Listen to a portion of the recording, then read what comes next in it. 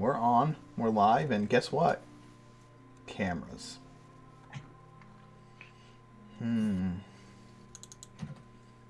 This is standard issue. As usual. Uh-huh. Oh, wasted that one, didn't you? Ah, Well, there goes the dice roll for today. 2d0. Oh, there we go. Oh, I'm a curious. little Let's see. huge Well, right now. look at that. You got everybody in the right spot at the first try. Uh-huh. I'm a little huge. We're gonna change that. That's You need to be huge. not that I mean- huge. You look like the leader. Is my brain that big? I don't think it is. No, your forehead is. Thank you. Ayo. I like to refer to it as a 5-head. But you still have hair on yours. Yeah. It's just receding. You could project on that thing. You could project a full-on movie on that forehead. It's great. I feel attacked. See, Nor, you're not quite old enough. Like, for me, I started going bald the instant I had it cut off when I joined the service. And it never Which came back. was? It was 1990? I mean, what? When I was born. How old were you? I was Okay. 7. 1990. No, I had the big 80s hair, like, down to, like, my bangs hung down past my chin. And, my senior year, I knew I was going to be going in November. So once a month, I went in and had an inch taken off beforehand. So when I got there, I had like hair, like Mark's hair. Like it wasn't, because when they shave it, it's a 30-second haircut. Like it's a set of clippers and when they had guys going in there with the big long hair and they were like, I'm like, yeah, you don't look good bald. I said, luckily I got a nice dome here that kind of looks good in the bald era. Yeah, you do too. You got a nice round head. It's not like misshapen or anything. A lot of guys have long hair because their head looks like a watermelon, front to back. Okay. But it never grew back. Like this is the longest it gets since then. Like it won't. It was like, oh, you're cutting me off? Screw it, you're never coming back. Except like these 3 little hairs right here. I have 3 of them that grow, and they're just kind of like. Come on, Nora, you know what I'm talking about. You get those. You got a couple of hairs like that where you're just like, why is this so long? And Yeah. Well, now that we've gotten through the body hair conversation, oh no, we haven't gone through. That's normal head hair. You want to talk body hair? No, Oh, I was no. trying to avoid that. We're good. Rick, it's midnight. It's too late. Please, just. Oh God. I'm running off like a So Red this Bull. is a Dark and Hungry God. We're coming to you at a later time than normal, but we are here to play D&D. Your audience that is alive. Guys, I think I know we're past our 1-year anniversary of starting this campaign. And I think in about a week, we'll be at our 1-year anniversary of streaming this campaign, which is absolutely fucking crazy. Actually, it's this Friday. Yeah. Yeah, this Friday will be the 1-year anniversary of streaming on this channel, period. April 4th was the first stream last year. That's insane to me. It's utterly fucking nuts. Yeah, you have to do something so I can be on the first day in the year anniversary. We're not streaming on Friday or Saturday. I'm going to be working at the restaurant a lot. Those are major holidays for a seafood restaurant. Good Friday is a major holiday for a seafood restaurant. Oh, absolutely. So David can whip something up for us. somebody can stream. I don't care. Somebody can Or stream. Pat.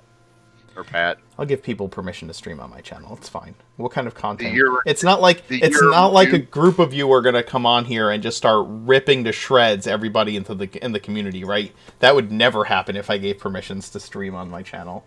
That would No, happen. that would never. No, Not at all. Uh, No. Emmy's still my favorite player. You can tell because I keep taking her powers away. She doesn't actually play in any of my games anymore, and I'm still finding ways to strip her of her power. So, Well, so my next character is going to be Emmy. Just Emmy. what is this? Yeah, because apparently that class is overpowered. It's way underpowered. It's way underpowered. It like doesn't even have the powers it's supposed to have. So what you're saying is your next character will be told that they're loved very often, but also be like heavily abused by those in power. Okay. Yeah. So basically, I'm an intern. Yeah.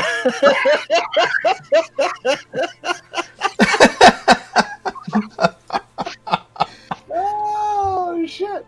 Yeah, that's my new class. I'm gonna. The next game I'm playing an intern.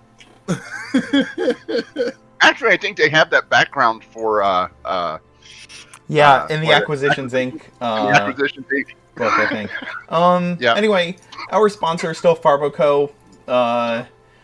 Although I don't think we were hitting 50 subscribers. We hit 50 subscribers this month, unfortunately. I don't think that happened. I believe we're at like 10 or 12 for this month. But that's what happens when you go down to streaming essentially one day a week. So it's all right. Oh, Dio. Yeah, they're totally on the way. Actually, Farbo asked me about that, and I had forgotten to give him your address and didn't realize it, but he has it. You will get your dice, I promise. They're on the way. Yes, you have 1 day to get us to 50 for this month, and then you can start again on the 1st. When's the 1st? In Tomorrow. Is that tomorrow? yeah, Yes. No. That's in Or 2 days. isn't there 31 days in this month? It's tomorrow for me. Yeah. Yeah. Yeah. So we That's have this 31 stream and then the dance stream tomorrow to try to Yes, get we have 50 this subs. stream and the dance stream to get to 50. And I will give away a set of dice. Care of Farboco. Let's see, what else do we I have? mean, if Emmy and David are on and they're feeling generous today, I think between the two of them we'll get 50 today. Oh, stop. They're feeling generous. Chris isn't here. He's the one who likes to stoke the fires of, like, competition when it comes to gifting subs. Yeah, but once he gets the alerts that the people are getting subs, he'll show up. I don't know. Just to do it. Emmy's currently in the lead. Emmy's currently in the lead. I think this is one of the months that she is in the lead. Let's see. I don't think we have much else going on. There's not really a lot of announcements to make. We are playing the dance tomorrow at 7 p.m. But oh no, poor puppy. Sorry, Emmy. Why don't you guys go ahead and introduce yourselves and your characters, and we will get to playing around in this world that I have allowed you to attempt to save, one sewer at a time. Alex? All right, everybody. Hello. I am Big Lundy here on Twitch as well as on Twitter and the like. I am playing Vizier Iron Fist, the well, now proven young monk who is still also like fairly naive. That has recently won the group a shield made entirely out of dragon forged iron, which is going to be necessary for our goals in constructing an ancient staff that is going to be used to banish all of the demon lords. He's pretty happy about that, pretty proud of himself, and he wishes he had a little bit more time to celebrate that fact with his fiancée.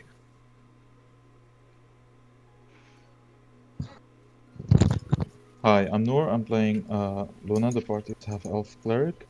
She's a priestess of Thundra, and she's willing to do just about anything to keep her friends and family safe. Hi, I'm David. I play Angus O'Galvin, the party's phantom rogue. Currently sort of very emotionally torn and conflicted between his loyalty to his old crew, who need the shield because they have been contracted to acquire it for a figure who works for the Duke in Ravenreach, and the party who need the shield to save the world from demons, and is experiencing a lot of emotional turmoil and distress, trying to balance these conflicting desires.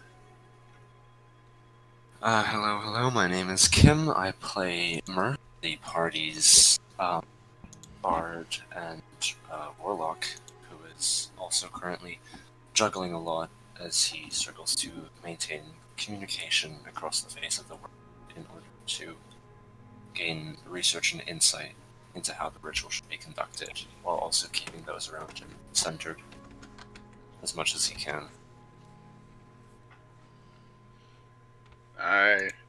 I'm Rick, otherwise known as the Lupo King. I will be playing Sarani. Sarani is a lot less conflicted than Angus is at the moment. Sarani has decided that the world is more important than anything else, and has literally come to blows with Angus over it in the past few hours. After a small chat with Luna, in which he literally just kind of gave the obligatory grunts and nods and didn't really say anything, he has the aforementioned shield embedded into his chest for safety, and is not going to let anybody but Luna take it from him.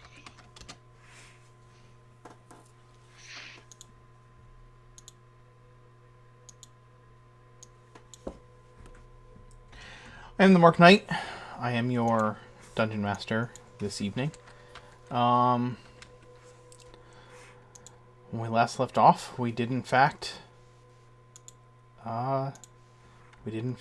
have this discussion with the captain of the ship about what would happen with the shield, with the party deciding that they would agree to stay aboard the ship until they got more information from their allies and could make the right decision as to how to go about helping each other if possible. You've spent the night below decks, those of you who chose to stay on the ship and do so. The shield protected as best as possible by Sarani. You've had some time over the course of the night. I don't know if you have had any... I think Sarani is rooted in a pile of dirt on the floor of this whole area in order to be aware while he is resting. It's been quiet down here in the low decks of the ship. You've heard the sound of the tide kind of lapping against the hull of the ship, lulling you into this sense of calm and quiet. There's been a lot to think about, a lot to plan. It seems like you are getting close and closer to the end of your mission, of your goals, and yet the obstacles in the way are looming more immediately, some larger.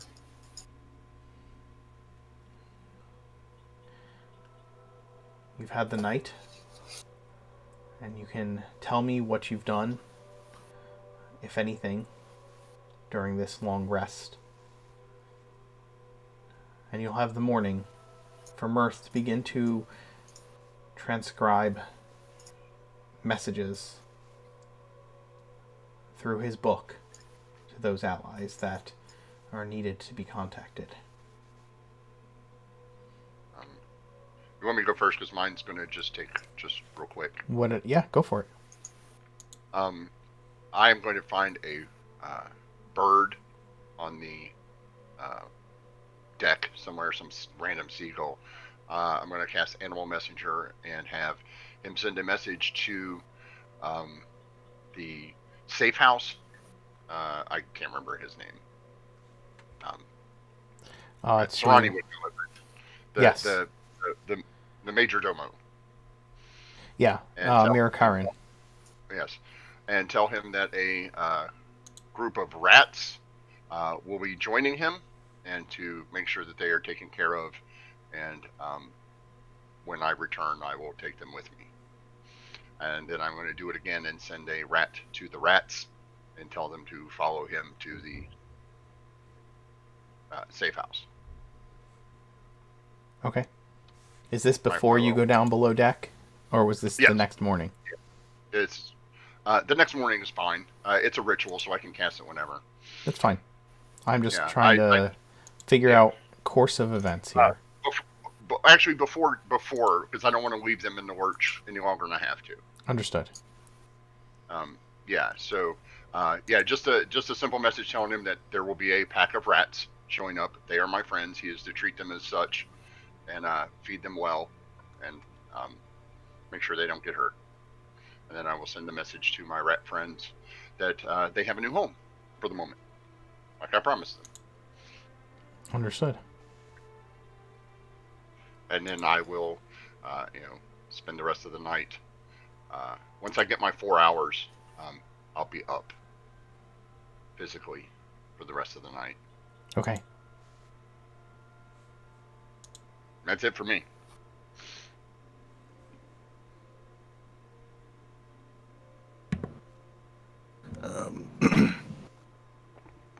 Nasir will take a little bit of time to. Well, he's gonna speak to Luna after all of the uncomfortableness that has occurred, and just kind of place his hands in hers. I know that things have been a little rough since we got back, and everything has been not exactly as planned, but at the same time, I think it would be good if we took a little bit of time to, I don't know, appreciate what all that we have. Maybe spend a little bit of time together in perhaps a private room.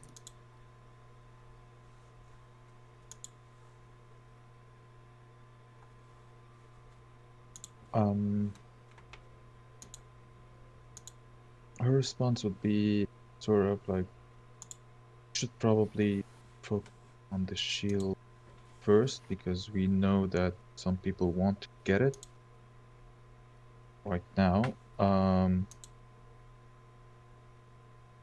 But I feel eventually Vasir would talk her to it. And they will be spending the evening together. Hopefully with a little bit more comfort. Understood.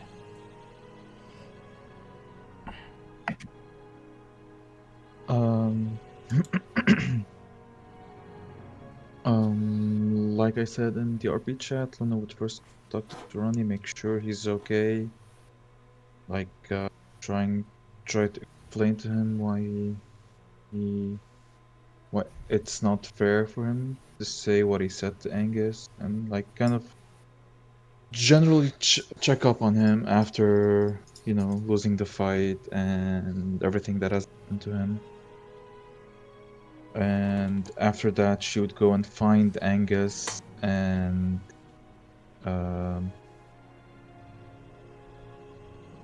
make it clear to him that she understands why he did what he did, but like that is not acceptable, and like she's trying to be the leader that the party wants her to be or needs her to be. And after that, she would find her way, like spend the night with Visir. But like whenever she has the chance, she would probably go and check up on Tirani, like just see if the shield is still there and in safe hands.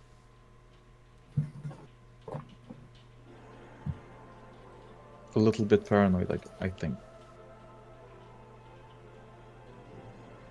Being the one that put the words on it, most likely stay with Srani for the night, doing research as well as doing a few sendings just to confirm with Lord Arthas and Lady Bia, for example, and getting an update from Trust on when he's available to provide insight on his behalf, because he does want the entire crew to be together in the morning when he gets the important ones sent out, Okay. to have just universal understanding on that.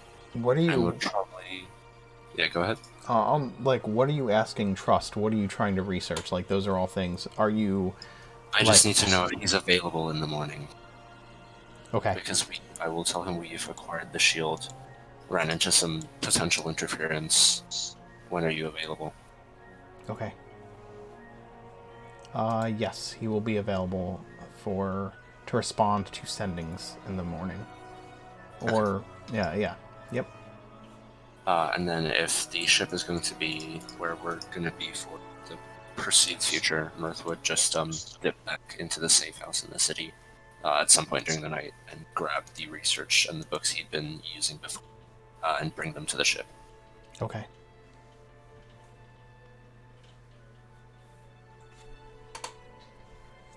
Okay.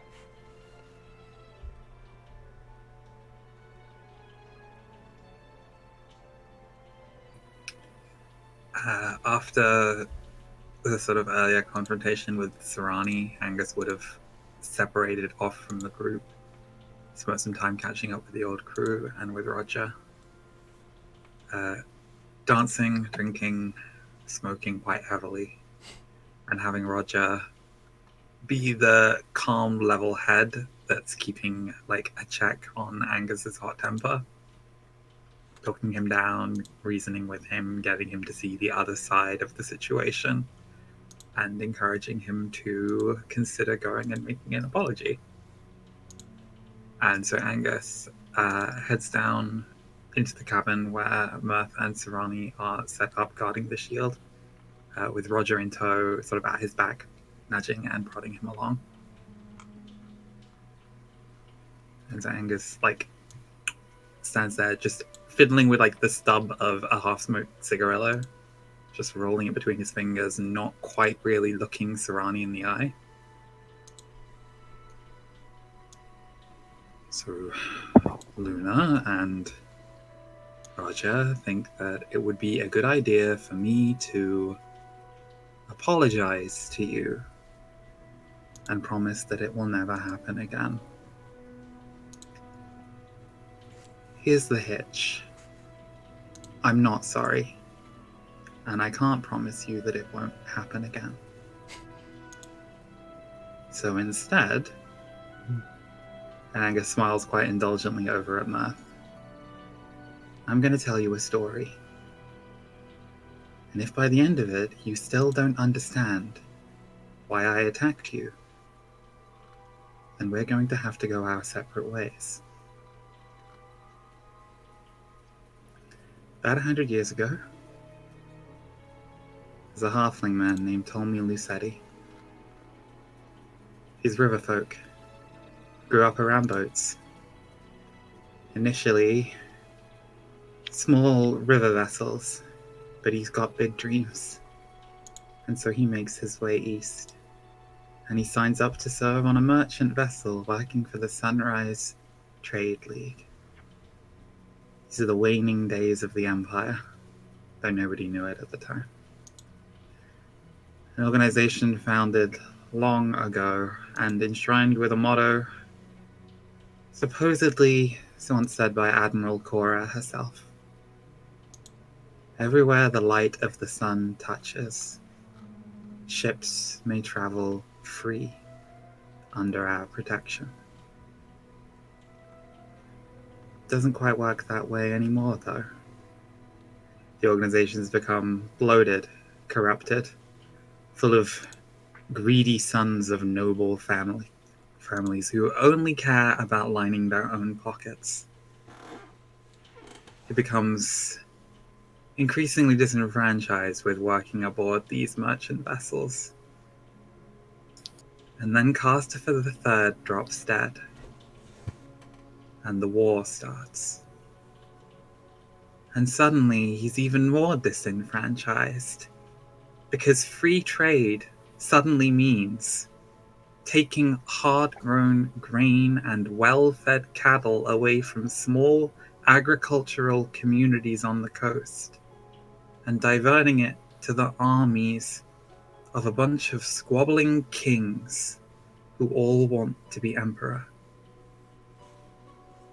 And so he mutinies. And he is a charismatic fellow. And so 9/10 of the entire crew mutiny with him. And the ship that they are serving under becomes the most feared pirate vessel sailing the Thelusian Sea. And every one of these squabbling petty kings send privateer after privateer to take him down. And by the time the war is over, he has slain 8 of them and taken their swords for himself. And he becomes known to history as Captain Eightplates. And he is the man whose ship I joined. And for 4 years he taught me the blade. And for 4 years he taught me the true meaning of freedom. And at the end of those 4 years, he gave his life so that his crew could escape. When we were attacked and boarded, he organized our defense, and he repelled the invaders, and he fought Lord Weston. And for the first time, he lost a duel to a privateer sent to kill him.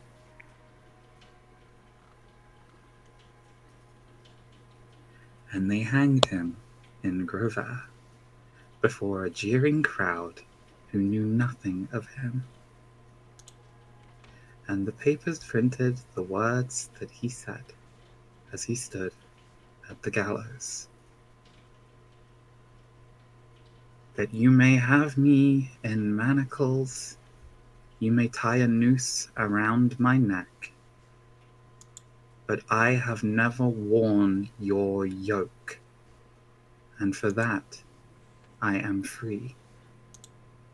Everywhere the light of the sun touches, people are born free. And McGilroy took over because she was next in line. And she renamed the ship the Sun in his memory. This place, it's his legacy. It's a living testament to everything that he worked for.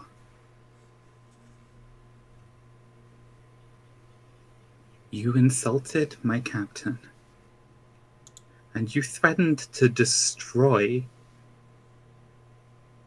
Eightblades' legacy.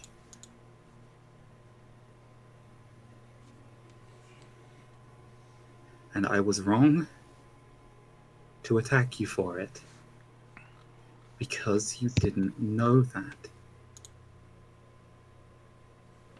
But now that you do, I hope you can see why I was so quick to anger. If it helps, what you said, it was the same as if I had told Baraldi to his face that I intended to set fire to Glamarazal's bed and burn the heart of the father of the swamp out of this world.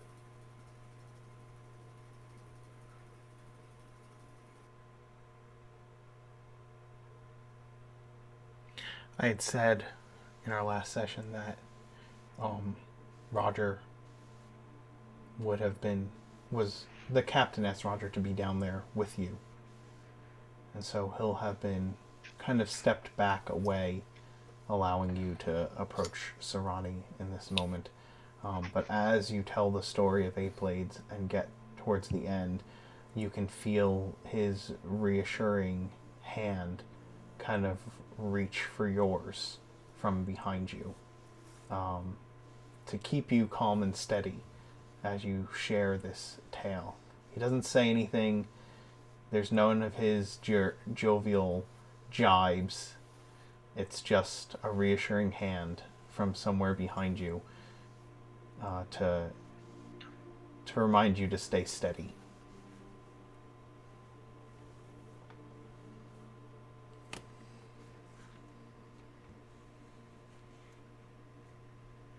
Serrani just looks at you, kind of looks over at Luna, and then to Mirth, and then looks back at you and says, I understand why you did it. I don't harbor any ill will towards you for it.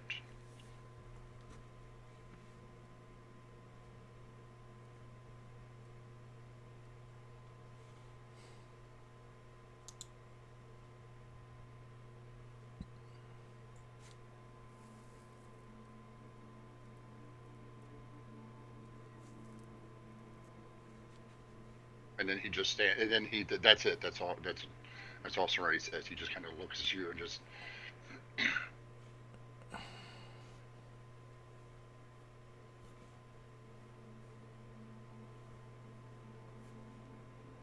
Well, I suppose that's that then. And Angus just goes and sits down in a corner to help keep watch over the shield for the evening.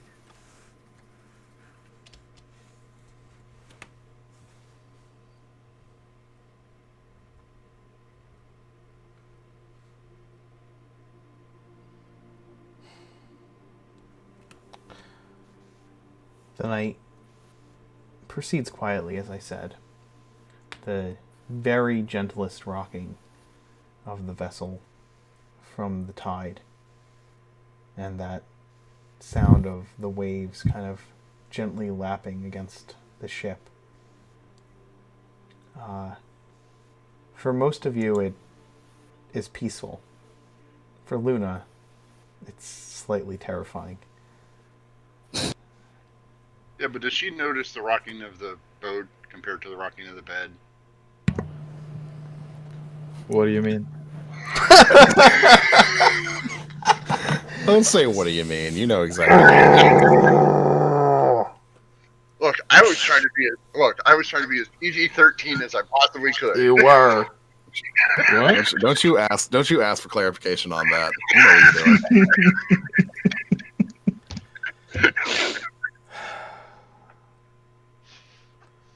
Can I cast Blight on him? I guess, Blake. Oh, God.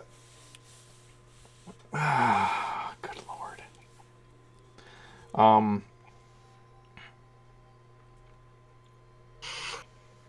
Kim, the next morning, Mirth, the next morning, you are sitting on the floor of the hall with your various books strewn about you, prepared to start your correspondence, your early morning correspondence. You, are you keeping the book out of Luna's sight, or is this the first time she sees you using your tool for communication? It's rather hard to keep out of sight when I need her to be there. Yes. And so, Luna, you see this unholy tome that Mirth is utilizing as a spellbook of sorts, filled with pages of arcane power and the various mechanics of his pact with the creature who has the souls of his family imprisoned in the plains below.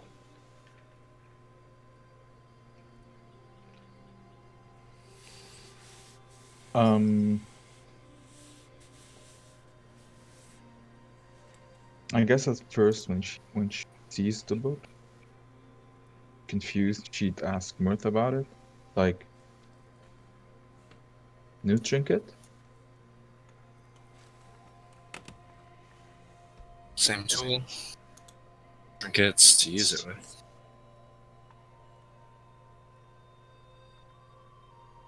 Is it safe to use this? As safe as anything else we're doing right now.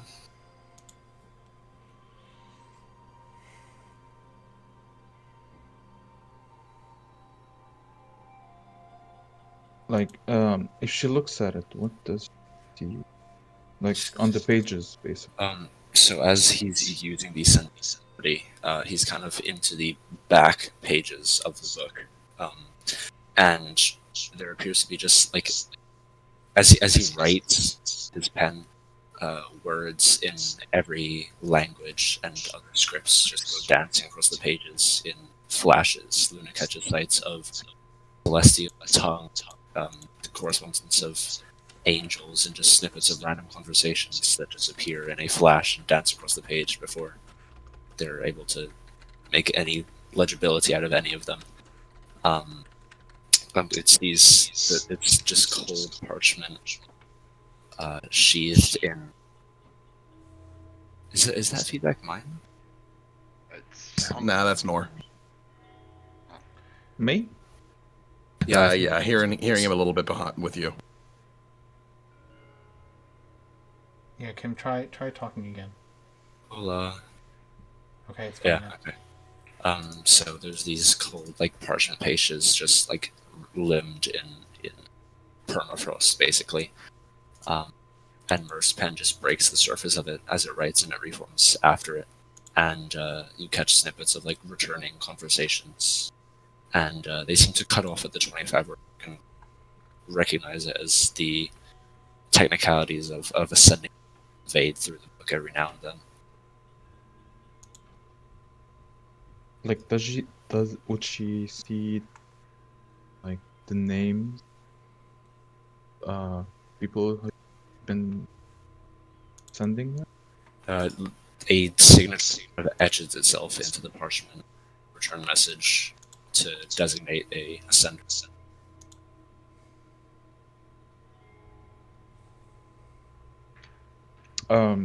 Okay.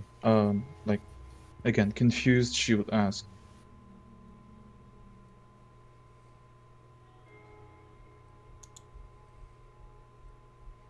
have you been using this?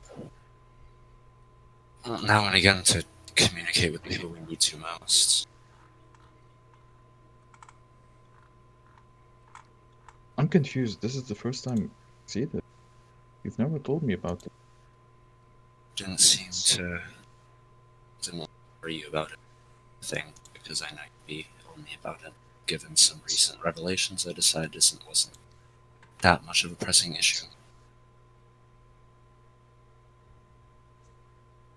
What about these names here? Like, they've known this? They've known. They had to sign it. Remind me, who signed this? Right now, Lark, John. Trust, Lark, John, and Joy. Okay. Like, if she sees the names, like, I think you could probably see, sort of confused, like, she's confused and a bit angry that, like, Lark, John, even Trust knew about this, and I hear of this for the first time. They knew the book let me send a message to them. You know, any other aspect of it. All they know is that I can talk to them magically, that their name is in this book.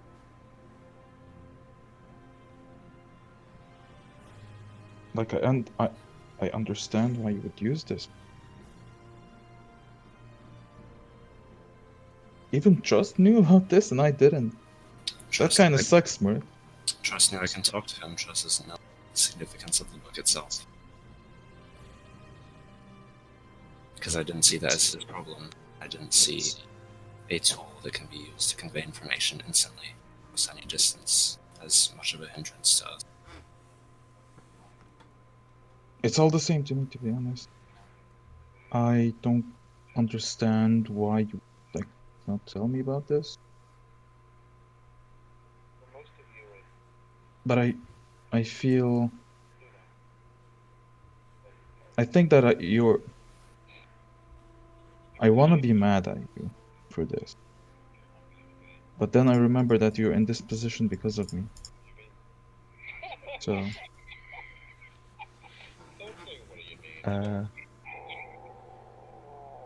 Rick, But we can hear Yeah. your stuff. we can hear you. Rick, I think you're. We can hear whatever you're playing in the background. My bad. Like basically, she shows kind of annoyance with, like, why do all these people knew about this? You didn't tell her. But like for her, it's like she knew that you've been placed in this position because of her. Like you were forced to give up on the souls of your family because of her. Like she would get it.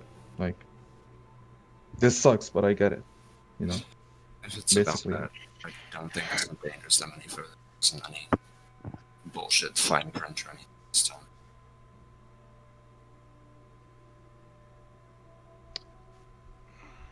Yeah.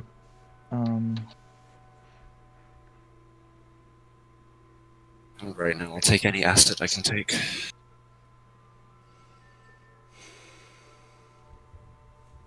Whatever you need. Whatever.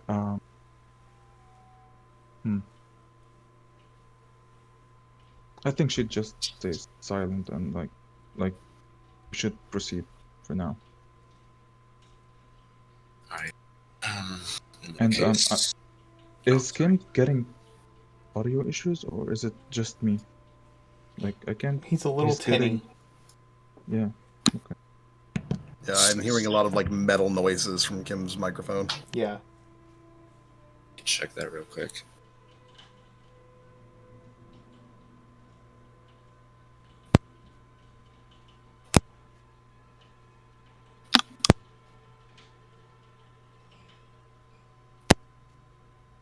Is this any better? Yeah, I'd say Your so. Volume is louder. Yeah. At the very least, it's easier to hear you.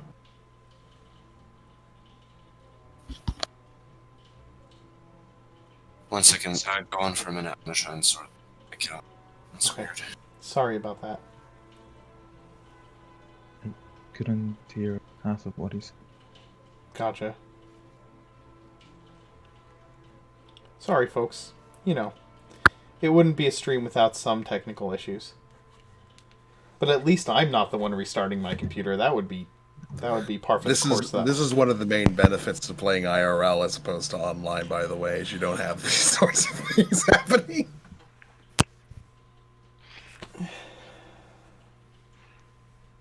Don't jinx it, Mark.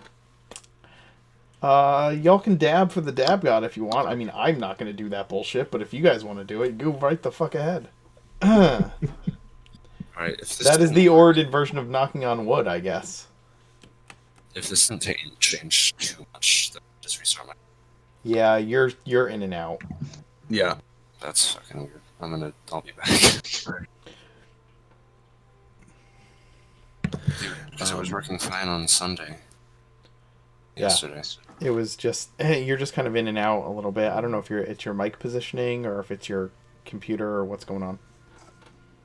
In the meantime, I know one thing that Basir is definitely doing, and that is learning a lot of very inappropriate songs from the rest of the crew, in the form of the various sea shanties that they're aware of. That is something that he is doing on deck. He's sort of learning it. He's playing his drums, and they're just kind of like singing the songs, and he's nodding along and making sure that he understands the lyrics. That's an interesting lyric. What does that mean? Oh. Oh yeah, I've done that before. Right, Luna? We No, did he that hasn't. before, right? No, he has. No, he hasn't.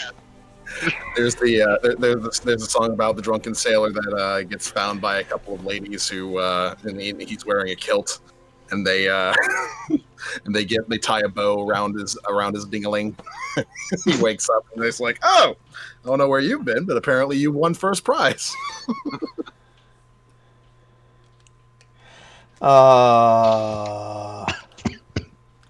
You know, you start talking about sea Yep. shanties, all I can think of is the scene in Jaws.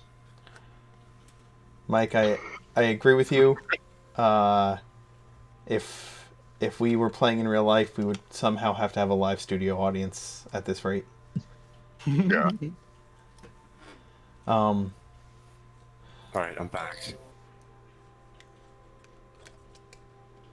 You're back, but can we? Still, I don't know. Talk for like a minute. Yeah. Okay. So my name's Kim, student in Switzerland, Geneva. Sometimes I like to climb riverbanks and drop my jewelry in the river.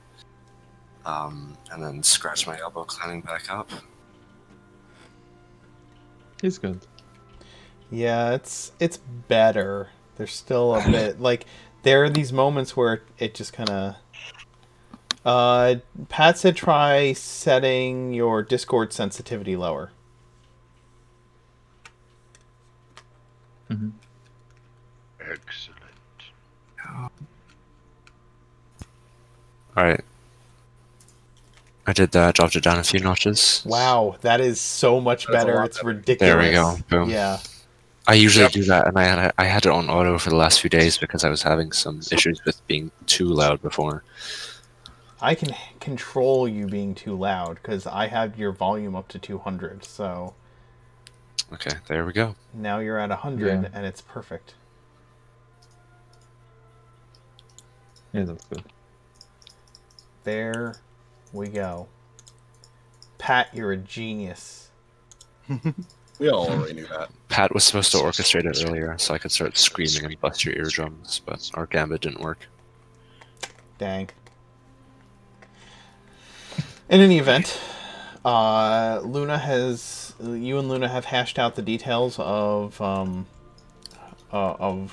the use of this tool, and she gives you the space to set to work, at least for now.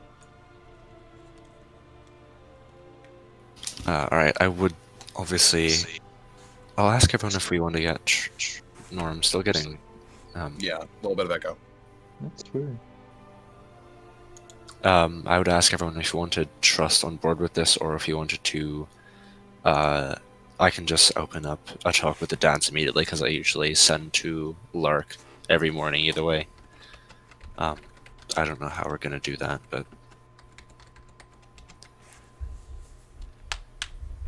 Ooh, like, you mean as to inform Trust what we want to decide? Like, is that what you mean? Well, I think Trust would be a good person to have here to weigh his opinion on it, because he's the one giving us instructions on how to do the ritual. Have you gathered all together to determine these communiques and kind of like send out these messages as a group? Is that the plan right now? Is that what's going on? I feel like, I mean, we want to decide who will be working on the shield, so I think this is a group thing. Okay. That's at least my opinion.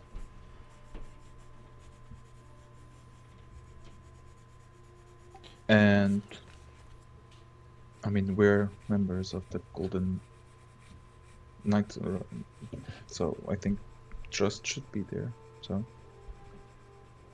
unless somebody else does not agree. So you're having kind of a team gathering here before exiting the chamber in which of the like below decks that you've been given as quarters Yeah. overnight. You've kind of gathered everyone together, and Mirth has his book splayed out, preparing to cast these sendings. I think we want to know if trust. Well, first of all, whether we're okay leaving the shield on the ship. That's something we should reach a conclusion on as a team, and then whether trust wants to weigh in on that or not. As for the alternate proposal with the shield, splitting it or trying to split it, we have the dance both as an incentive and a way in which to do it, because John can fabricate, fuck with the shield if needed, and also Lumiere seems to be wrapped up in all of this somehow.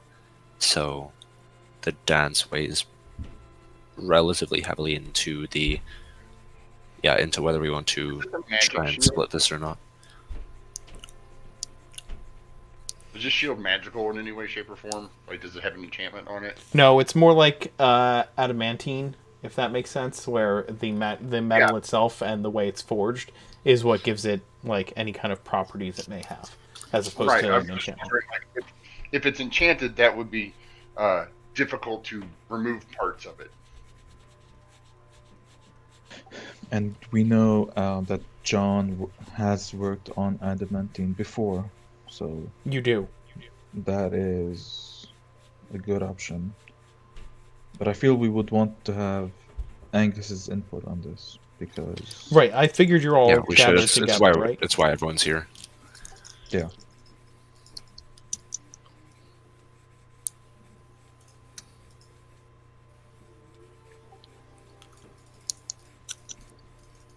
But like we should inform that the dance that probably Lumiere is, as far as we know, probably a traitor or something's not right with this. So- whole. What messages are... Sorry, I'm not there. You guys talk about this in character and do the things, okay? I don't have an NPC in the... The only NPC in the room I have is Roger, and the only thing Roger's going to input on this, he's going to stay back and let you guys make the decisions about what you are all doing, because he's for the crew and for Angus, and that's it. So, yeah. He's a passive observer in this situation. Like I imagine Trani places the shield in the center of the room, and we're like kind of grouped around it. So we have a decision to make, as she looks like towards Angus specifically. What do we do with the shield? Angus, any suggestions? Like I said, it's a matter of getting information. If Lumiere is the person that Megahoroi met and that has contracted the crew to find this shield, that's information the dance need to know. Whether he's a traitor for them, whether he's a double agent trying to get close to the Duke, they need to know for their own safety. And we need to know if it is Lumiere, because that gives us further information to decide whether the crew need to turn in the shield. If it turns out that this is a case of mistaken identity and it is some other person close to the Duke that has contracted the crew, my desire is not for us to just give the shield to the crew. My desire is for the crew to come out of this safe without somebody gunning for them. Well, all things considered, Angus, the idea that there's not going to be somebody gunning for them is a little rough to think about. They are pirates, after all. It doesn't really matter what's going to happen. They're probably considered, people that people can get rid of without too much of a problem, that it's not going to affect things too much. I don't think that there's a way to keep them completely safe. But there's the distinction between being just a band of pirates versus having a ruler gunning directly after them. If the Duke wants this shield, it's important that he doesn't get it, but he isn't going to be happy with that. And I don't want my crew to get the blowback for that happening if we can avoid it. The question is, if we were to give him a fragment of the shield and he found out, would he go to the same lengths in terms of repercussions on this crew?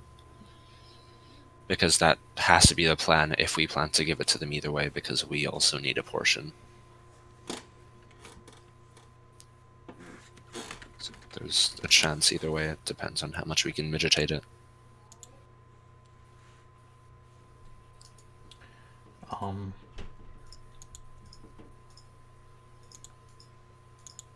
I think at that point,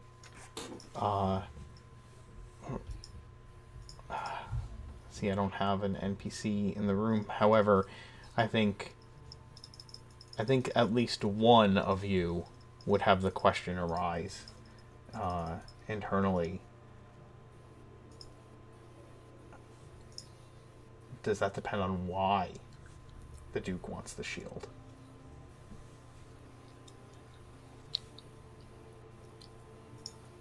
I think there are some of you with high enough insights and intelligence that you could put together that, like, the question isn't just, you know, How much of it does he want? how much of it does he want, but why does he want it? That would get you closer to answering that. Well, this is something that we've assumed ahead of time, that the reason they would probably want the shields because they're aware of this ritual and they don't want anybody getting their hands on Dragon Forged Iron. That's something that we've discussed, I think. That may have been it was discussed. this That's way. true. Yeah, that's the way I believe. Is that anybody who wants this shield but us is trying to prevent us from finishing our goals. The only other reason to have this shield, honestly, is either A, if you're like a very like a knight who's trying to like shore up your armor or whatever along those lines, which the Or- Duke is not. Right. Or B, you're trying to, like, I don't know, collect for a collection because you just think it looks neat, which is the only other two reasons I can see as to why you would want that. And the Duke is not just somebody who does something for no reason. Right. So the fair assessment is, like, Yeah. He wants it because If- he wants somebody else not to have it. if there are pieces of it missing, would the Duke care? I think you all of us are under the assumption that, He hell would yes, because the reason he wants it is to prevent whatever we're doing with it, right? Well, Like- here's a question that Sarani would ask. If John can manipulate this shield to get us our piece, can he manipulate it enough so that the Duke's never had this shield, so he wouldn't know what it weighs or what the actual back of it looks like? Like, if John shaves a quarter of an inch off the entire back of this thing, which gives us enough metal, would the Duke even know? That's a risk. So there's a risk. I in mean, that. I know. But does he know? But does he know how much it weighs? Like, does he have an idea? Like, if John is Right, John, you don't know the answer to that question, right? Yeah. but that's what Sarani's asking. Like, I know it's a risk, but if John is as good as you say he is, and I believe he is, if we present him with the shield and it doesn't look any different on the front side, is he going to notice? Like, how? Is he? I don't think we're gonna be able to make these bands while making the part that we made them from something that you could miss. Well, no, that's what I'm gonna saying. be Like, something that we're well, no, I meant the thickness. Instead of cutting off like a bottom piece, or if John shaves it depth-wise from the back. Sarani is asking if you take the straps, if you remove the straps off the back of the shield, and take like sheets of Dragonforge iron off the back of off that side of the shield, and then reattach the actual bracing, like the actual Leather strap. straps to the shield, would it be noticeable? That's the question Sarani is answering, and the answer is none of you are smiths, so you Yes. don't know Yeah, we the don't answer know. to that, right? We do know somebody who is fairly decent at dealing with incredibly rare metals, though, Right, and that's that's- John. Yeah, that's what I'm saying. You guys, we've mentioned that John would be the one that would be doing this for us in the beginning, in the first place. So that's a the question to ask him, correct? Yeah, it's a question to ask John. Can John do this and make it look like? The only question we really have is how much knowledge does he have about this shield, since it's been lost forever? Also, whether Also, or you not, don't if know. we're going to give it to John to use, are we comfortable bringing it into the same city as the guy who wants his hands on it? Do we have a chance? Do we have a choice? How John long could- will it take John to John- fix John could That's the bring other his question. anvil, because the anvil is the one supplying the magic. I think Can we get? Well, here's his question. So the question is so a question for John is, can he do it to make it look like it hasn't been used, messed with on the backside? 2, can Trust get him and his anvil inside the sanctuary that Trust has, so John can do it without the Duke knowing? I Right. think all of these are kind of speculations and stuff. We should start by asking about Lumiere. Maybe we can get some information out of that, and we can decide what to do next with the given information, with the new information. So, but there's always the option to have John work on the shield. Like Yeah. we don't know anything about blacksmith stuff. Right. That's But up to since him. it's basically a free conversation, right? I'm trying, like, to say my thoughts in character about this. Like, I think this is what Luna would say. Like, Yeah. let's start with what we know, and we'll work Yeah. on Well, it. yeah. Well, no. Sarani's assuming we're asking the question about Lumiere first. Like that's is this a problem before we contact John? Is Lumiere a problem? Because if he is, then that's a whole different can of worms we have to unravel beforehand. So I think we should start with that. Okay. Alright. What So do you are think? you sending to the dance? Oh, I'm sorry. You just asked him a question. I apologize. Sounds solid to me. I'll get to it.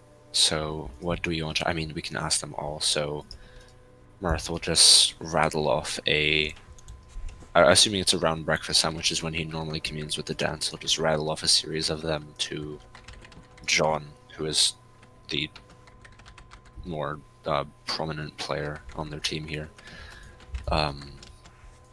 Repeating the questions we asked about the risks of a procedure, how foolproof it can be made, and whether or not it's able to be done anywhere else. Okay. And then also we can link that into Lumiere. I think that if you have a series of questions to ask the dance, specifically sending to John, then I'm going to have Pat join us for a little bit so that you can actually roleplay that out, if all of you are okay with that. Yeah, Perfectly that's cool. fine with me. Okay. Pat, if you are there, jump into the chat, and I will add you to the Hi, Pat. game. You got here quick. It's almost like we have a Discord or something that people can join. Wow. Unbelievable. Hey, everyone. Don't give away all of our secrets. Are you cameraing or not? I can camera if that is a request. Let me throw on some XSplitting and stuff. I just You need to know what's for manipulation of things. that? Of course. I'm really glad you said XSplit and not pants. Pants. Just put on some Pants Well, reasons. you don't need pants with XSplit. There. Oh, that's not a bad camera manipulation. We can do that easily. Yeah, Done. that's not that's their new motto with XSplit. You don't need pants. No, Very fair. Um, Hey, everyone. How's it going? Let me move you over here so I'm not, like, looking at the wrong screen. Going well. I've been told you have questions for me. Yes. Character Lots. questions. I will do my best to provide sufficient answers. Well, that's scary.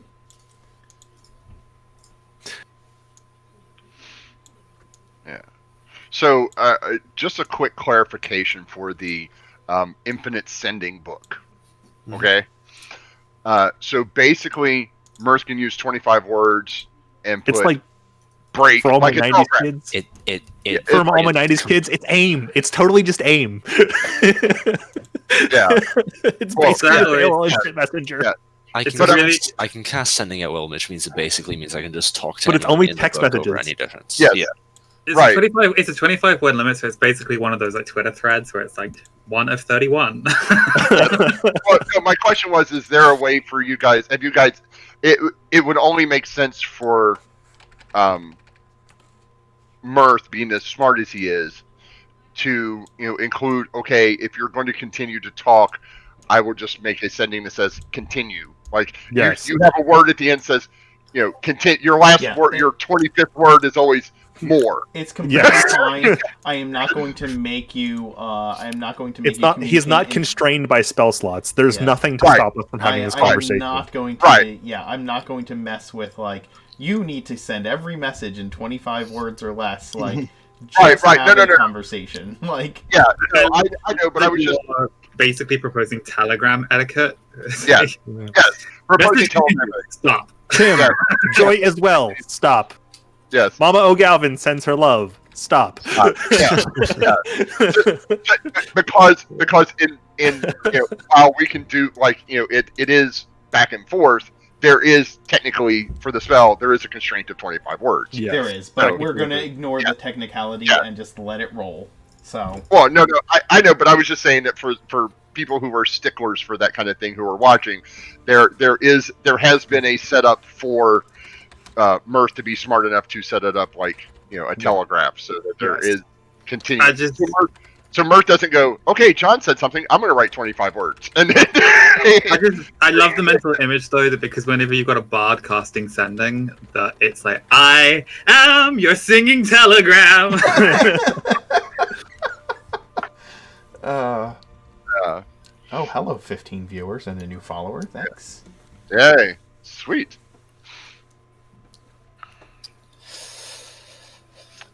Luna has a familiar. It's Sarani.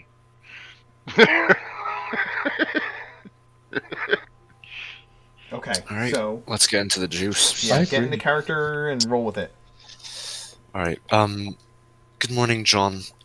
As you know, we're currently in Geneva awaiting the arrival of Lord Arthur and Lady Bia. And have run into a few complications along the way. As you know, ritual is going off. We have acquired another one of the materials, a shield of dragonforged iron. A few concerns have arisen concerning it. Number one, a group of pirates affiliated heavily with Angus has been tasked by somebody outsourced by the Duke, matching the description of Lumiere, to retrieve the shield for the Duke. Wondering if you have any insight on that, as well as any advice on how to proceed. Number two, the Duke requires the shield for something we don't know, and has promised repercussions for Angus's crew, which we are trying to avoid if possible. Current optimal plan is to divide the shield's materials and give a portion to the Duke in order to circumvent blowback as much as we can to the crew. And we were curious as to whether you could do that safely and discreetly involving the shield. Okay, And I'll just say it, Mark. Is this pre-Underdark Romp, post-Underdark Romp, pre-Elena Norlov's loot, post-Elena Norlov's loot? Because my answers are going to vary wildly based on some of these things. Yeah, okay. This is... Oh.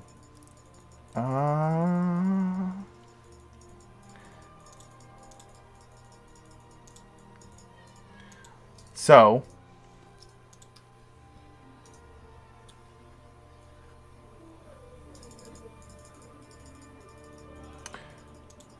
This is the morning. This is the morning before you enter the Underdark. Oh shit. Yeah. So okay. I've got to rewind. You guys. That can't be right, because that can't be right, Mark. And I'm going to give pushback as to why it cannot be right. Okay. The dance only fast forwarded a week, not even, while they went to go deal with the hags. We only fast forwarded like 5 days. Yeah, they arrived in Geneva on the 25th. Yes. Okay. They And we were done dealing with the werewolves on the 21st. So that's 4 days. There's no way this timeline is right, is what I'm getting at. Let me look at things, okay? I agree. It's fine. But like the timing will matter for some of John's answers.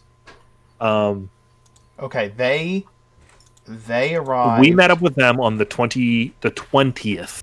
Correct. So they had 1 day to go to Darkhaven. Yep, that was the 21st. Yep.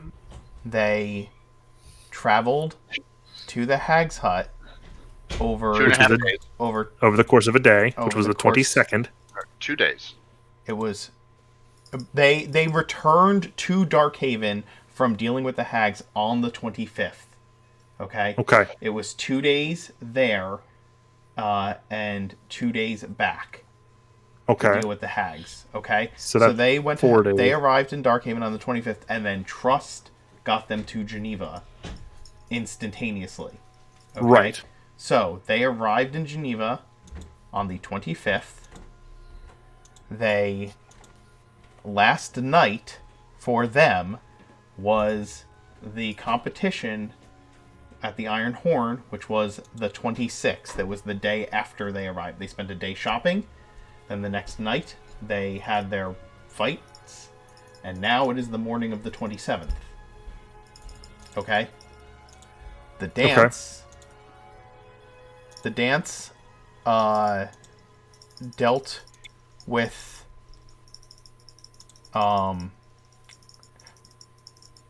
Revelation was crafted on the 20th of September. Okay? Yes. The next night, you dealt with Theo and Meridia. Next. That was the 21st. No, I didn't have Revelation when we dealt with Meridia, because I would have unmade her if I had. I mean, to be fair, Max got around to that before you needed to. It's so- fair, but that would have had to have occurred before Revelation is crafted. What I am saying is, this is either... I am thinking this is either the night that we returned or the morning after morning after we have returned for the... Maximilian dealt with the Horned Order on the night of the 21st. Yes. Okay. That sounds more right to me. Lady Bia and Lord Arthur left the morning of the 22nd. Right. The dance went down into the Underdark 5 That days night. later. 5 Was it days that? later. I thought it was that night. 5 days later. Okay. 5 days later. So it's the 27th. That It's the was morning of the 20. So you're asking me the morning before I'm going to the Underdark. Correct. That is when this is happening. That is when this conversation takes place. Okay. Because you guys are now the day after the events of the Underdark. You are on the 28th. Actually, I think... We're the day after. It's you're the day after because... So it's the 29th now for you. In the dance. No. So the 28th would have been the day we got back. Well, no. We would have gotten back the morning of the 29th, right? No, you would have Yeah. gotten Early back in the morning. You would have gotten back the morning of the 27th because you went... Or the 28th because you went down there the morning of the 27th. You spent the entire day down in the Yes, so Underdark. the dance is on the 28th then. The dance is technically. correct. The dance is currently on the 28th. That is correct.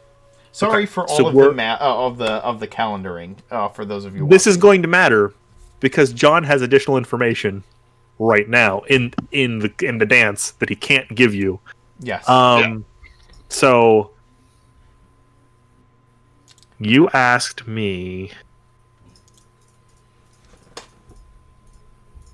Have shield. Shield is needed by pirates. Pirates wanted to get shield by person who looks like Lumiere for Duke. Wondering whether shield can be made by you, split without you didn't ask visual that part indication. yet. You didn't ask that Whoa. part yet. You said Nope. you asked. I asked if he could split Yeah, the if shield he had any subtly. more information on this whole like Lumiere, whether or not on the this is Lumiere case- situation and any advice that John could give. Oh, Going there was also proceeding. a second. Yes. There was the second clause about him Yes. doing Yes. with the shield. Take the Lumiere part first. Yes. Yes. Lumiere once was a servant of the Duke. He is not in his employ any longer. If you believe him to be a traitor, I will keep watch over him. However, I do not believe that to be the case.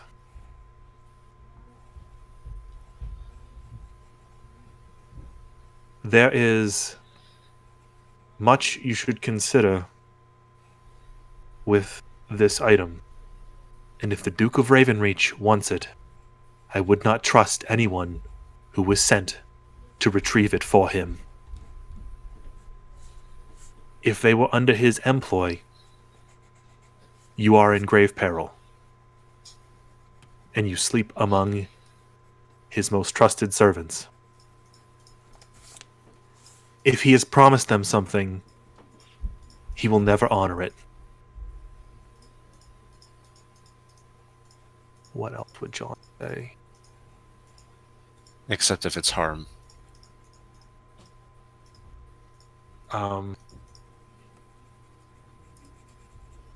What else would John say? I have the ability to work with rare metals now, but there is absolutely no way that this material can fall into the Duke of Ravenreach's hands. If he wants it, it should be kept far, far away from him.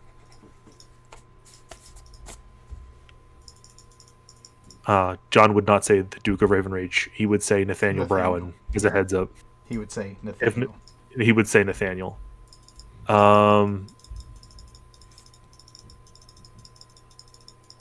Be very careful who you associate with. Things may not be as they seem. I will keep an eye on Lumiere.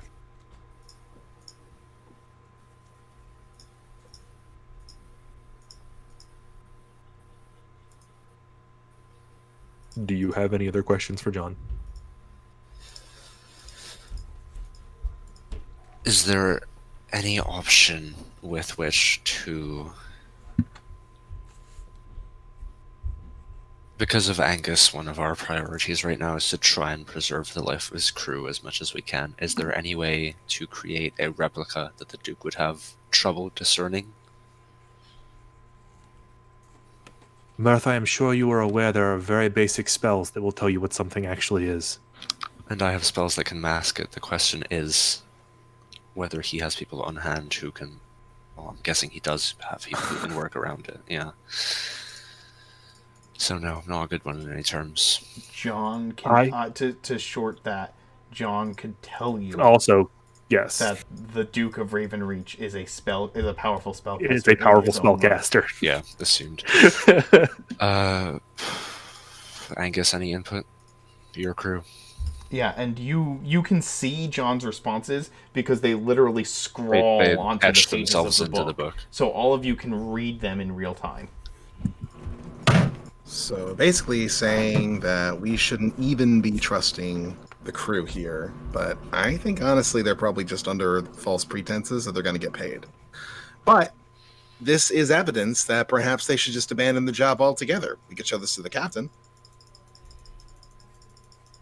If you ask John any other questions following this, John is going to tell you the Duke of Ravenreach works for, because John knows this at this point, works for the Demon Lords. They promised him something. I don't know what it is.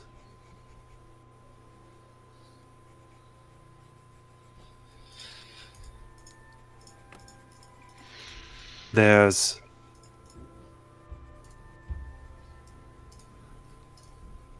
no way that the crew does not end up double-crossed, and the best way to keep them safe would be to stay away from Ravenreach as much as possible.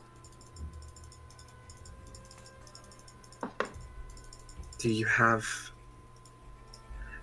a safe place away from the city where they could go to ground? Anchor is where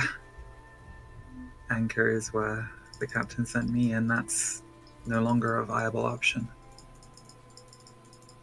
Mark, point of reference. I'm pretty sure the answer to that is no. I don't think John does. John is a city boy.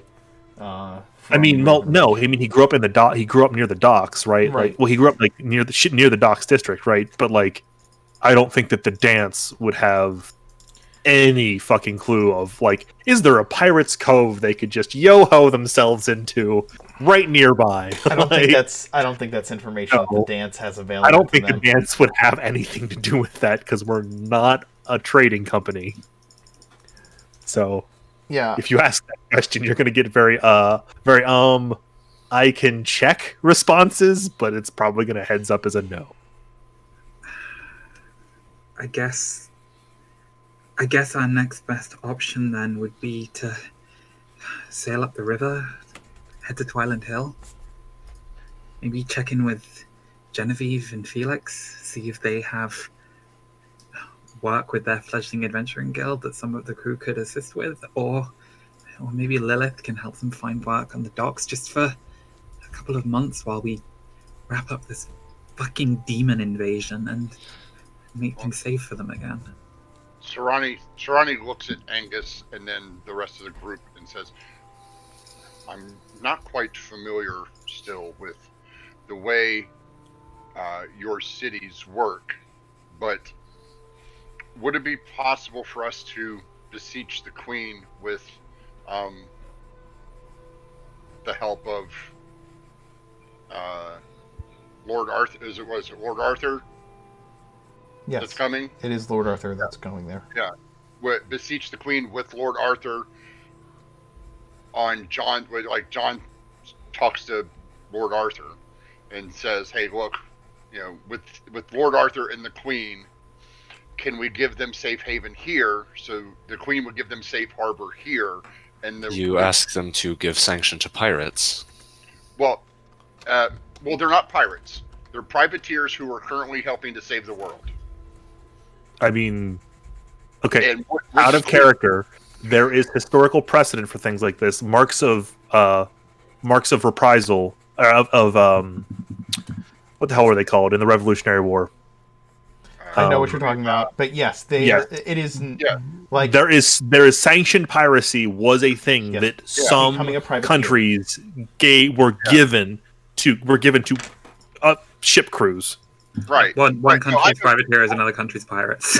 Yes. Right. I understand that. My question is for Sarani's question is for the group and for Mirth to ask John, would the Queen be willing to stand up to the Duke?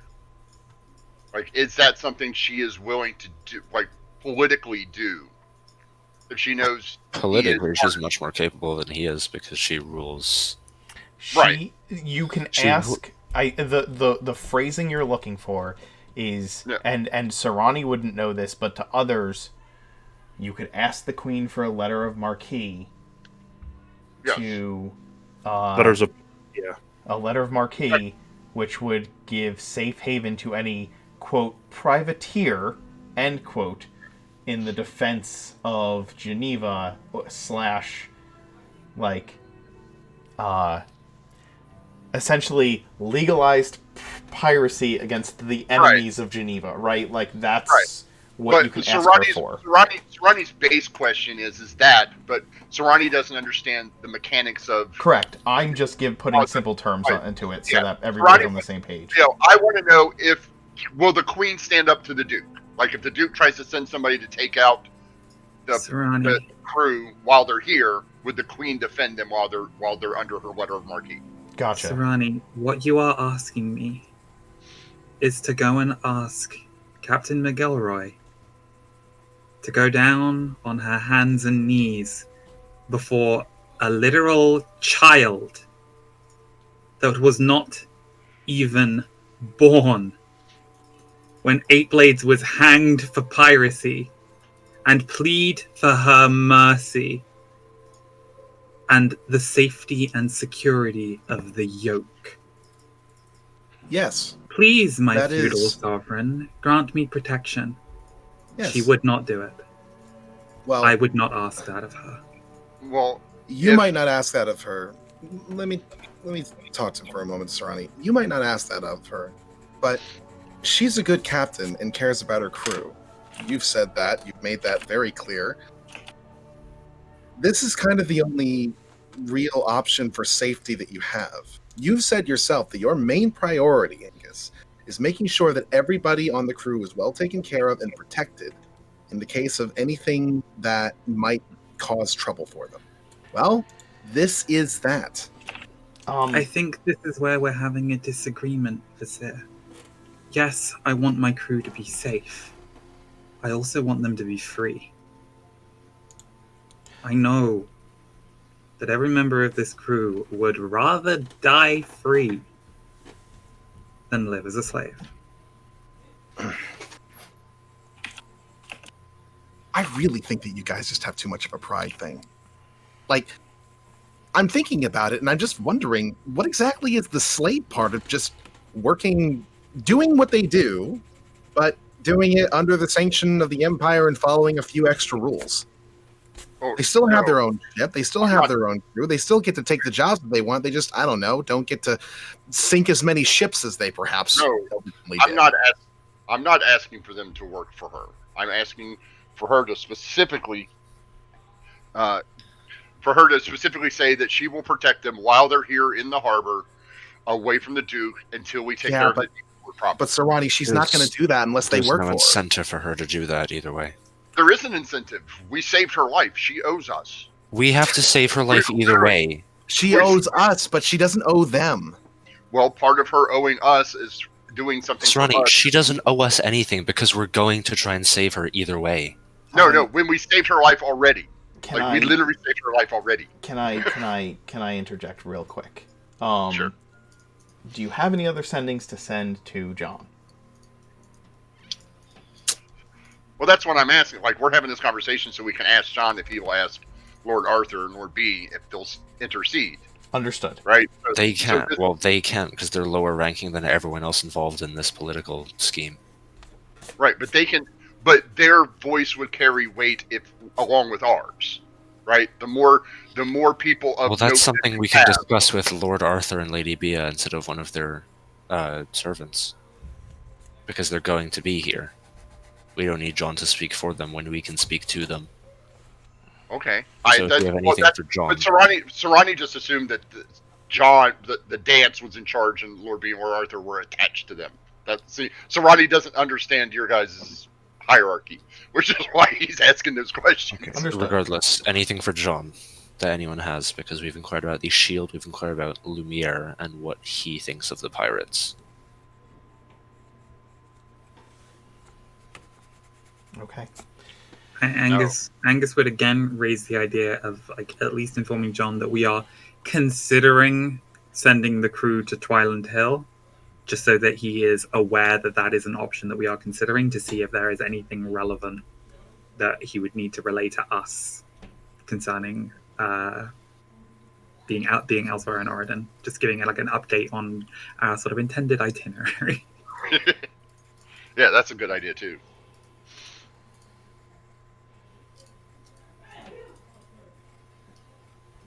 That's fine. What do you Are send you him? sending me that? You're asking me if you should send the crew to Twyland Hill.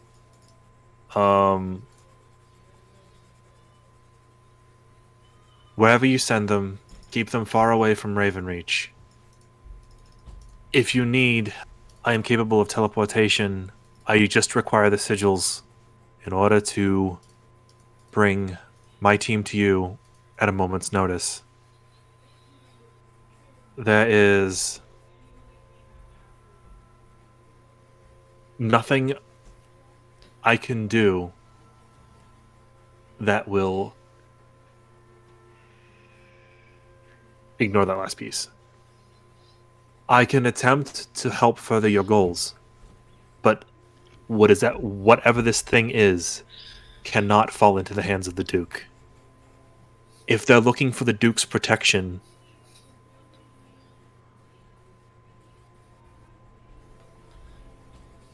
He's not going to give it to them. I will not help you.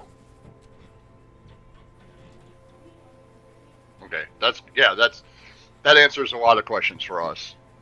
Like Right. That's it. common sense, guys. John is Yeah. not going to further his own fucking enemies. Right. He will No, help right. you guys get the bands, but they cannot deliver the shield to the Duke Under any Like- circumstances. under any circumstances.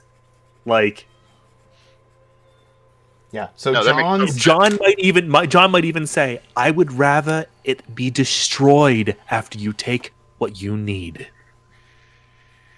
Oh, that's a good idea. If you are using it for some sort of ritual, it is not inconceivable that he is planning to use one for his own devices. That's what we had assumed. Yeah. All right. Thank you for your insight. I'll contact you later today. Enjoy breakfast. Best of luck. Thanks, Murph. Be careful, my friend. Swift wins.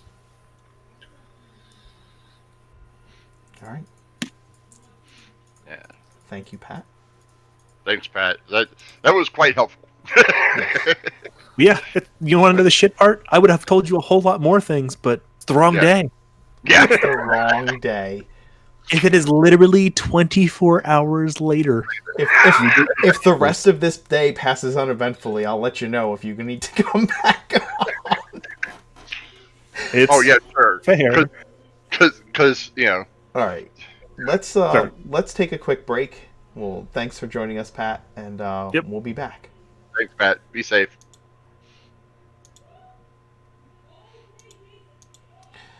We'll be back. You're good. Yeah. So, David.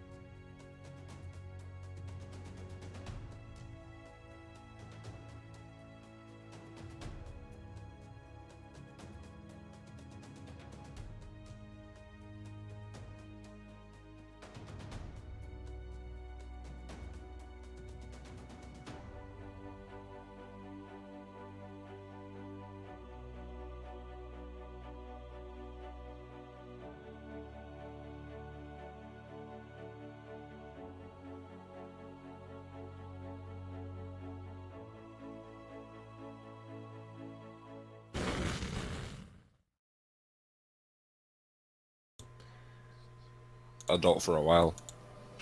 Eh. Enjoy You it. have to put the cameras back, Mark. Yeah, that'll only take a second. I'm pushing 30. What's adulting? What's being an adult? Don't. If you have a choice, don't adult. Hey, I've been married twice and have 6 kids. I'm pretty sure I still don't know what that means. That's like part of becoming an adult, though, is thinking back on your childhood and realizing, like, oh, all of the people I looked up to and the grown-ups who I thought were really responsible and knew what they were doing, no! We are all no, just trying to figure this shit out. Yeah. Oh no, I always said that people are like, oh, if I could, if I had a wish and I could go back in time and be whatever age, I'm like, I want to be 10. Because 10, you have enough responsibility where you're allowed to go out by yourself and shit, but you don't have any real responsibility. Like, there's no bills. The most responsibility you have is like mowing the yard, taking care of the dog, and cleaning your room. Like that's that's what I want. I want to sit out by the lake, fish, play in the woods, and everybody to leave me the hell alone. Which is what I do now. So you can always be retired. That's what I want to do. It was really, really nice being semi-retired for the last year. I would totally do it again. Alright. We're back. The cameras are fixed. You have gotten the information you needed to from John. Now what remains is what to do with that information. So we're not going to give this shield to anybody except John. That sounds like... Looks like it. How are we going to break it to the captain? Well, Roger has just been... Angus, Roger has just been standing against the back wall of this room with his arms folded, kind of listening to the conversation without the John portion of the conversation, because he's not reading what's coming off the book, except for anything that you all have said out loud. So what do we do? Like, I don't want these people to suffer because we're not going to give the shield up. But they're going to suffer either way, according to John. He basically all but said the moment they turn that in, he's going to backstab them and kill them. Or, I don't know, maybe mind control them? I don't know. Oh. Regardless, he knows that the less people who know what he's doing is better for him, so that makes a lot of sense. Unfortunately, Angus, it seems that pleasing either member of the nobility doesn't work out in your favor. John's made it pretty clear that we can't give the shield to the Duke, which means best case scenario, the crew don't return to Ravenreach until he has been dealt with. Like I said, I think we have friends in Twilight Hill. We can call on Genevieve and Phoenix, maybe even see if Lilith can pitch in and help out, and they can try to get by as best they can in the city for a couple of months at most until we've completed the ritual, the demon lords are no longer a problem, and the Duke can be taken down. After that, they can go back to sailing and working as normal. It might even help us to have a crew of people with my particular skill set residing within the city of Twilight Hill so that they can keep their eyes open for movements of the adamantine horn. Because there is an and Bliss did indicate to us that they are a problem that might also need to be dealt with in the near future. Well, there is that hidden underground space that they can use. Which one? Where the Aboleth used to be. Isn't there a way in and out now? Not much use against the magical, powerful spellcaster. Lucky thing about Twilight Hill, I'm getting every single time. Yep.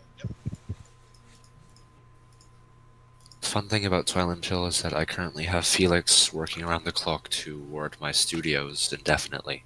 So if you put members of the crew who have interacted with Lumiere or the Duke in that apartment, it'll be stifling, but they won't be able to get singled out by magic. You also know of a tavern that is enchanted with a anti-magic field in the foundations of the tavern.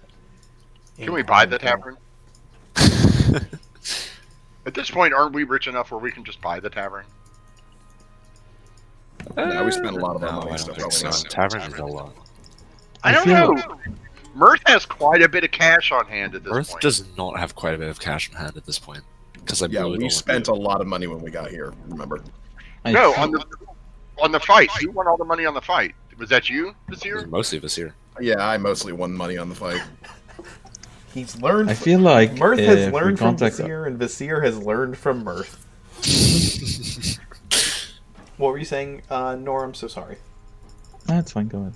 No, you go. I'm done. You go ahead. I was just saying that I think if we contact our allies in Twilight Hill, they can probably help us figure out a solution to what or how to keep the crew busy and out of sight. Yeah. If Angus agrees. The question is that what we'd want? Roger says from the corner of Do you the room. do you want to live? He smirks. Of course I want to live. But This it's not all up to me. I'm just asking questions.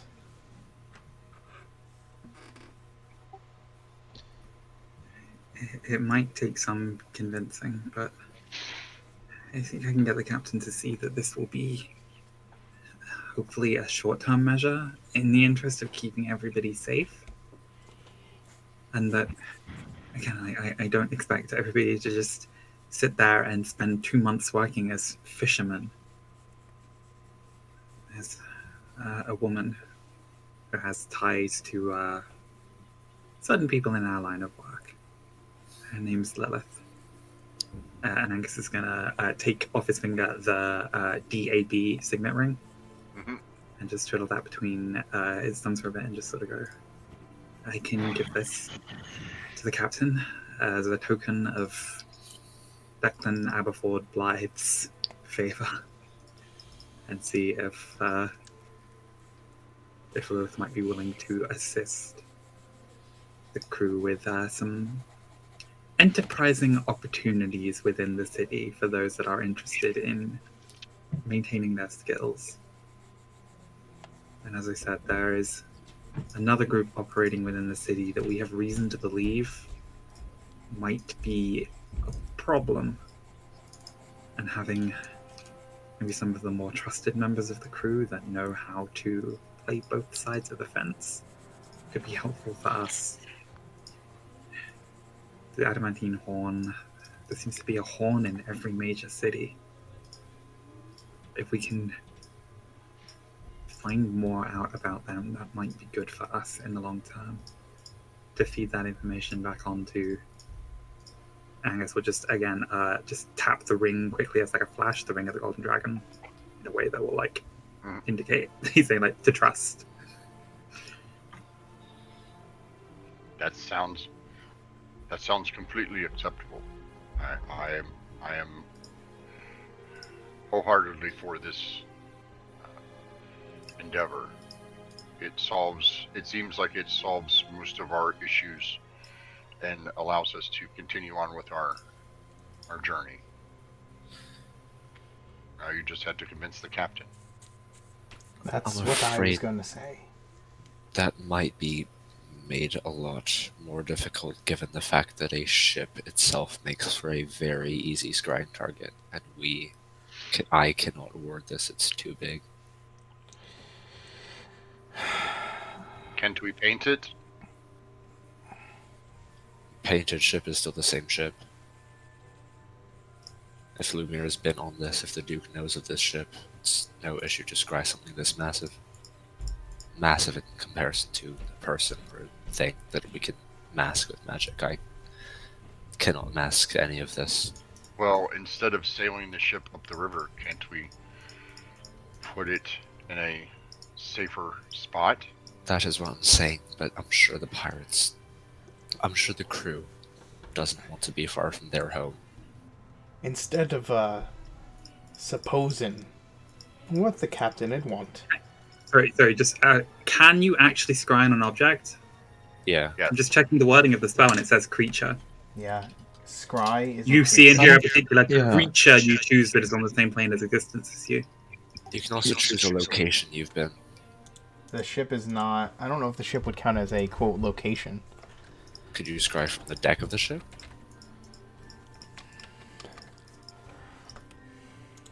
Because if not, then we're good. But... I mean, that also raises the question we would need to ask McGilroy, like, where did you meet this associate of the Duke that we're assuming is Lumiere? Why did he come to the ship, or did you meet him in the city? Yeah.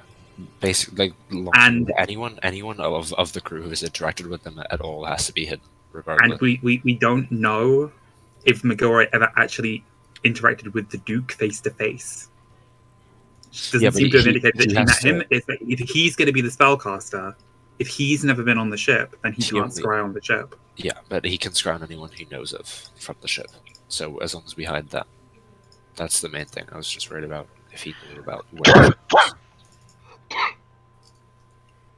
The other more logistical concern is how they would sail to Twiland Hill, because that would mean heading back to Tempest Cove and sailing upriver, which would be treacherous given the current state of the Maris swamplands. Why? This just got complicated. Roger just says, if you tell the captain she needs to lay low for a while, explain all this that I've overheard, and Angus, I have your back, of course. She'll make her own choices. You don't need to plot a course for her. You have suggestions, she'll take them. But if I know the captain, she'll make a mind on her own.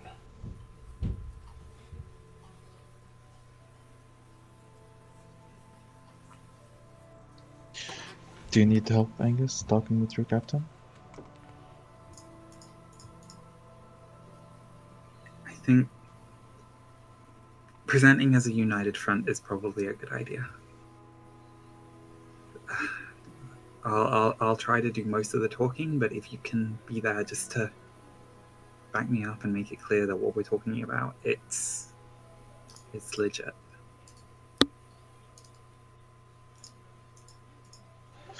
Whatever you need.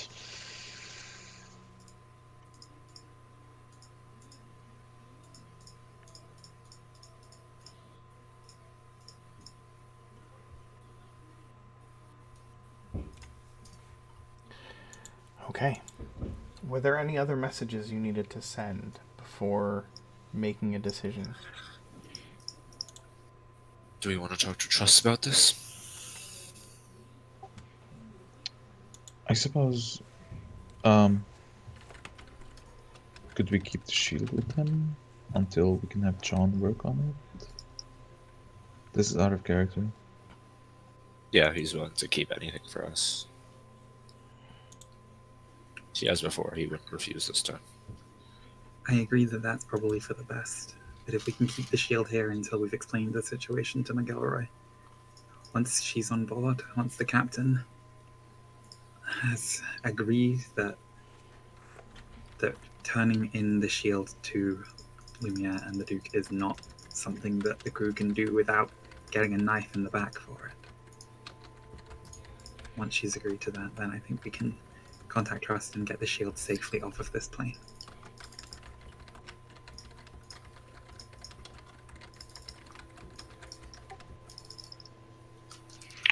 Then yeah, we should contact Trust. Mirth, can you do that? Quick sending. Trust, we need to talk. It's about the shield. Are you available?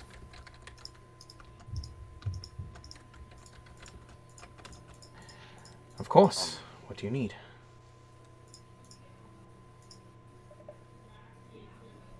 Would you be willing to store it for us? I've stored everything else for you. I don't see why not.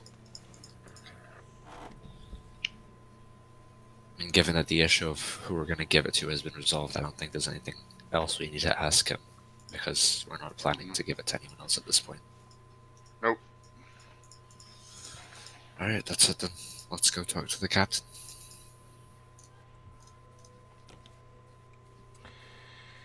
if we are in the process of sending messages, could you just let Lark know that Mama appreciated the seeds that she gave me? Sure, let her know. And he'll spin the book around and hand over a quill to Angus. You can just post that right in the cross chat.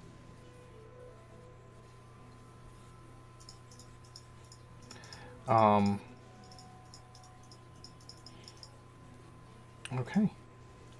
You send your sendings, and you filter out of that quarters that you've been given in order to go speak with the captain.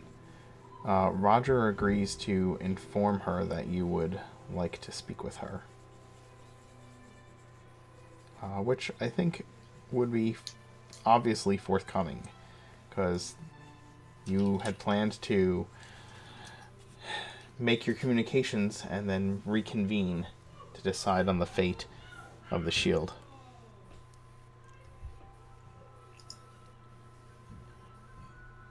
You meet with the captain in her quarters, and she asks a simple question as you all gather around her desk.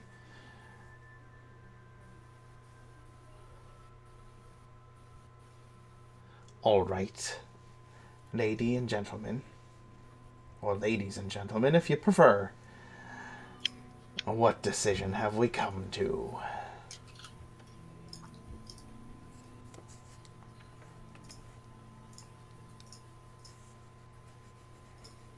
We spoke to a friend in Ravenreach.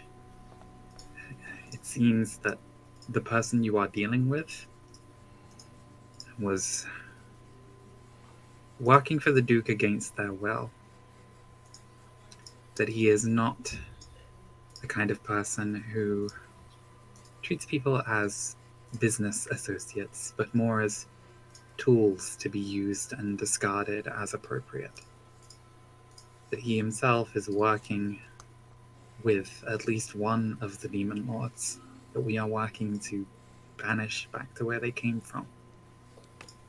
It seems likely that if you return to Ravenreach, you will be greeted not with adulation and payment, but with a knife in the back. I don't feel it would be right to risk that and put your lives and the lives of every member of this crew at risk.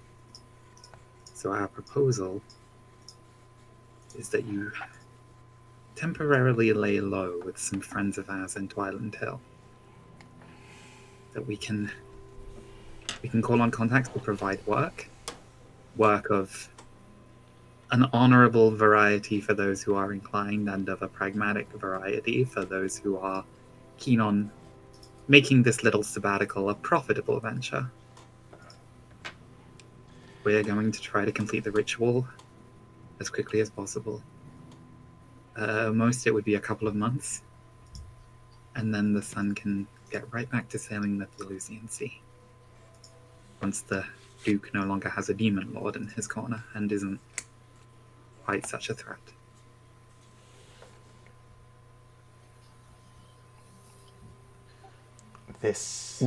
Oh, go ahead, Luna.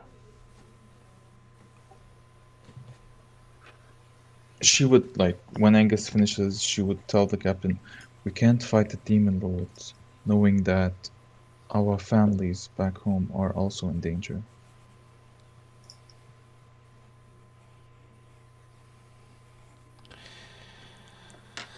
Captain McGilroy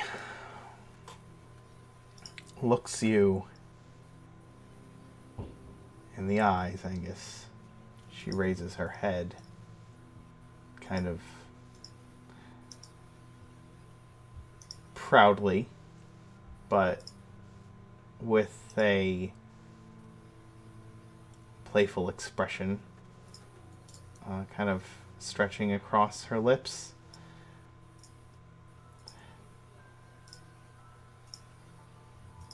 So, you intend to do to me what I did to you. Send me off with some contacts of yours to keep me safe and lay low for a while until everything blows over. Seems rather ironic. Hey, hey, hey. I'm going to do better than that.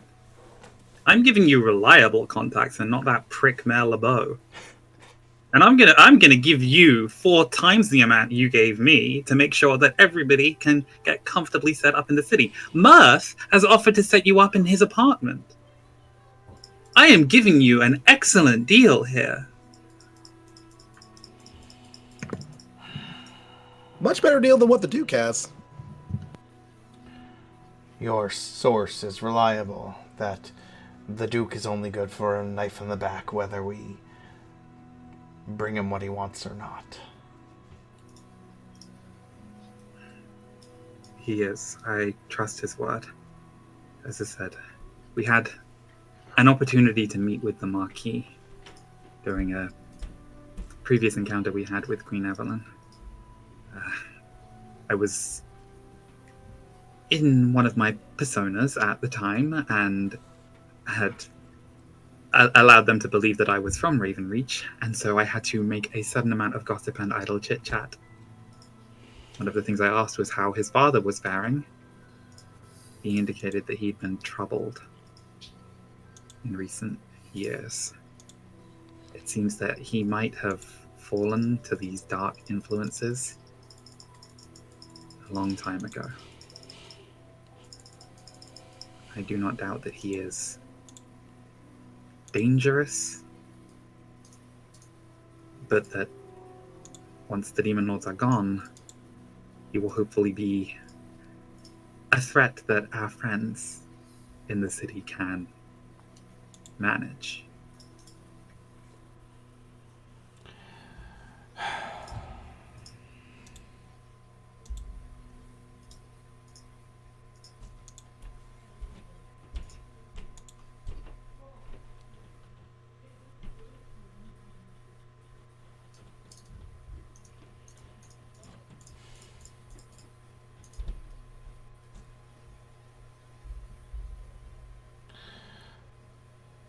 She darts a glance at Roger, who kind of nods a little bit in the background.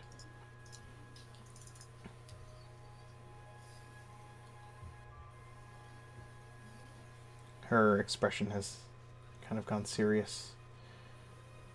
Her gaze almost boring holes into you, Angus, as she is considering what you've said.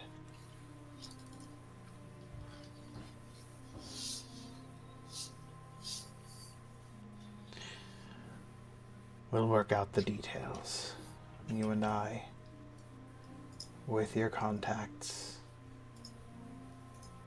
and I'll tell the crew we're set to sail inland.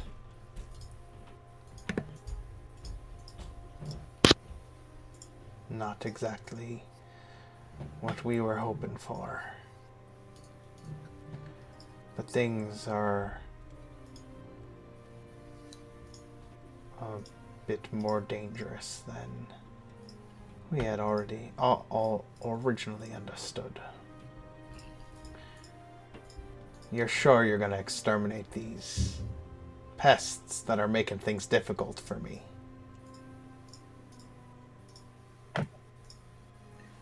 Well, that is the plan, all of them, yeah.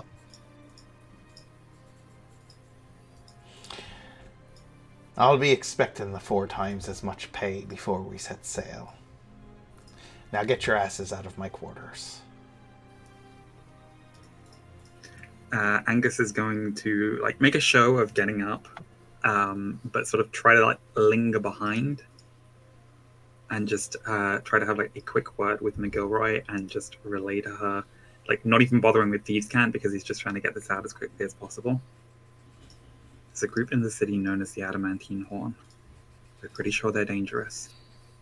If you can get Calvin and Oz to try to ingratiate themselves with their number and feed intel back to us about them, I would appreciate that a lot. You want me to be an information broker on top of everything. Well, looks like you'll be financing our ventures in Twilight Hill a little bit. Makes me the captain and you the patron now.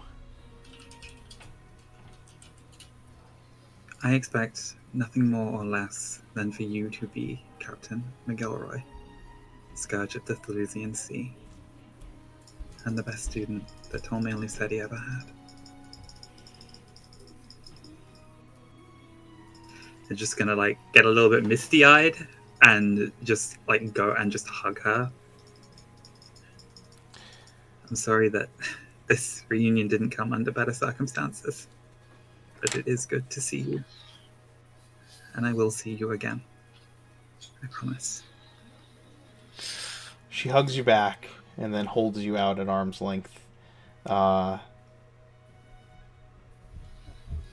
a grin.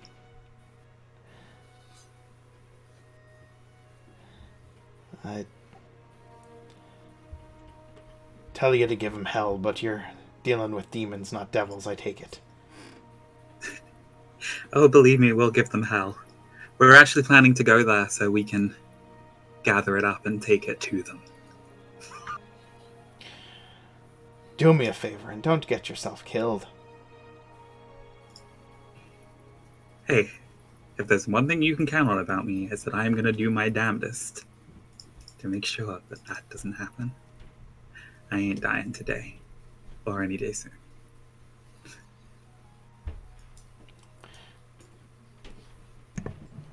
She gives you leave. As we begin to leave, the seer just kind of like leans over to Angus. Isn't kind of like your whole thing that you died like a lot in the past, though? Which is why I don't intend to repeat the act. It's not fun. Nobody's gonna die. I'm sure a lot of your past lives probably thought the same. This is not an encouraging conversation. Just in earshot of the crew, too. I'm whispering. I'm whispering to him. I'm not trying to make this a big thing for everybody. That's why I waited until we were leaving. You're not trying to make it awkward? Yeah. Where are you headed? Waiting for Trust to come and get this stupid thing so I can get it out of my chest. It's starting to itch. Trust might meet us back at the safe house. I think that's probably where he would prefer to meet us. Probably yes. So I'll, at the very least, head with Sarani back there so that we can make sure that drop-off gets made. Okay. Yeah. So Sarani and well, I guess Angus is just as fast at this point too, right? I'll accompany them. Yeah. Sarani's at a dead sprint through the city. All right. Seeing Sarani take off down the gangplank, Mirth's kind of just gonna sigh and rub his hands together. Well, if I'm gonna use it, now might be the best time. And then just mutter a command word under his breath as the cloak against his back, the griffin stitched into it, shrieks and caws and spreads its wings, and the cloak transforms into this massive set of wings that just wraps across the deck of the ship as Mirth just leaps into the sky after Sarani through the city. Oh, you just have to be able to do something I can't do, huh? No, meditate on it, as he yells back. Still meditating about learning everybody's languages. So basically, Visir is sprinting, Angus is sprinting, Sarani is like Sprint. also sprinting. Like Mirth is flying, and Luna's like at the back, way back. Luna's like, Luna and Angus are like walking like, well, you know, if they get there before us. I mean, I Angus, fully imagine like Sarani sprinting through the city is just fully like the police officer from Cloudy with a Chance of Meatballs, just like Juggernaut barreling down the road. I'm actually more like Juggernaut than.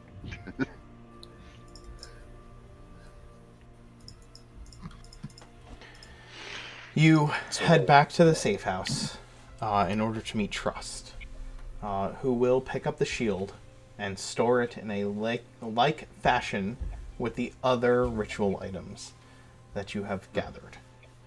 at the safe house are those you've brought with you and the ally you met here.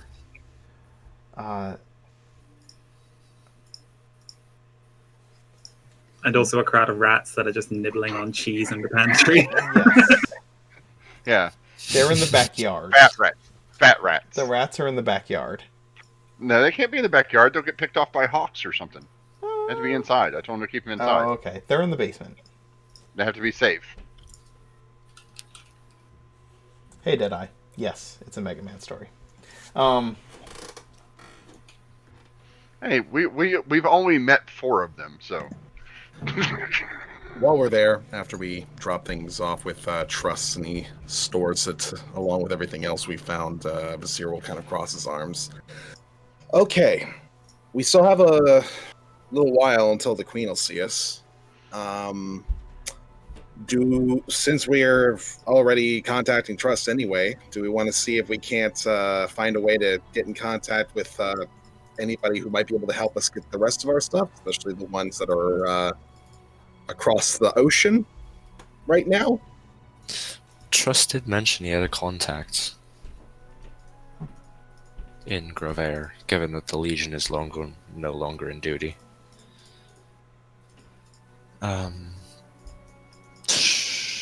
Phoenix Firesword might be indisposed at the moment, to say the least. Hand of just in Living the Stone sewer. is in the Red.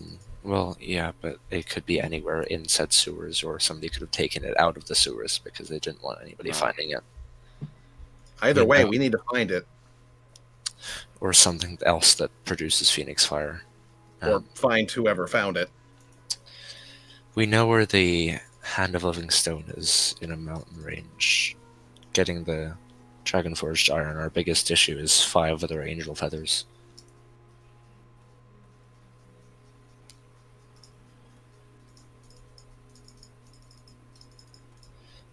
Okay, so You know, continue. so when you say that, when you mention the 5 other angel feathers, Serrani kind of looks over at Luna and goes, about these gods that you worship, don't they have a vested interest in this world not being taken over by demons? Yeah, but the gods tend to do things in a weird way that we can't really get. Yeah, I don't think the gods can. Well, It's they can't it's not it's not how it works. Serrani, they just put us on a path, and it's up to us. But can't we beseech them or something to have them send us an angel? Like, we're only asking for a single feather. We're not, like, asking for the whole wing or something. Pretty sure a few of them already have beseeched us, or have been beseeched and sent us an angel. Well, why don't we ask the rest of them? Well, because we don't worship the rest of them. I don't worship any of them. I'm Well, just Thandra asking. was nice enough to be considerate to Luna. I mean, we can try, but again, I don't think this is how it works. Like, If it was that easy, there'd be more angel feathers in circulation. Keep Well, having, I'm just saying. keep having this conversation. I will be right back. Okay.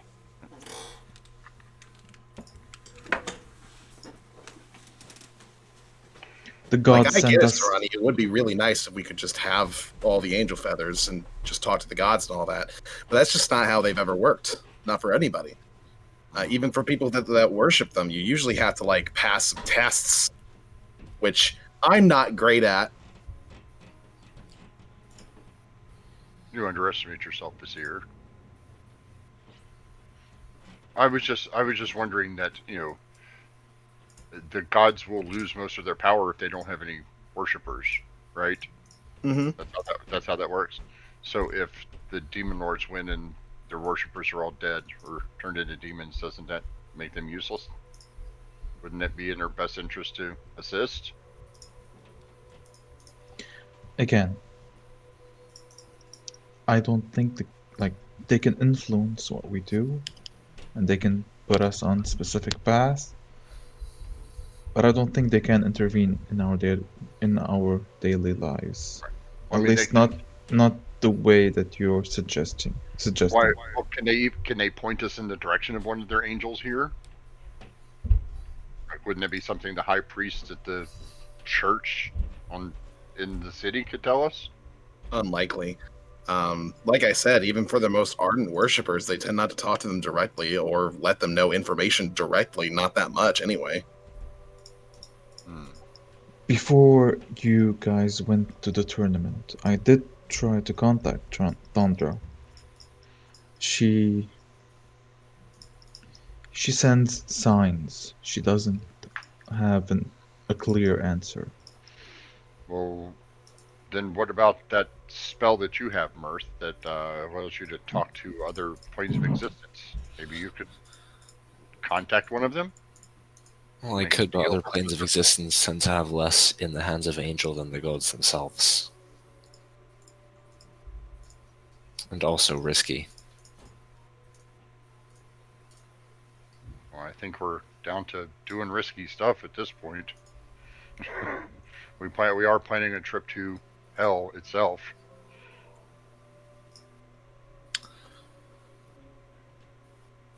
Well, Luna, if you care to invest in some diamond dust in case anything goes wrong, I can ask around.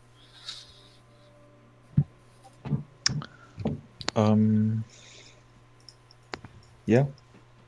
I do have a bit left. And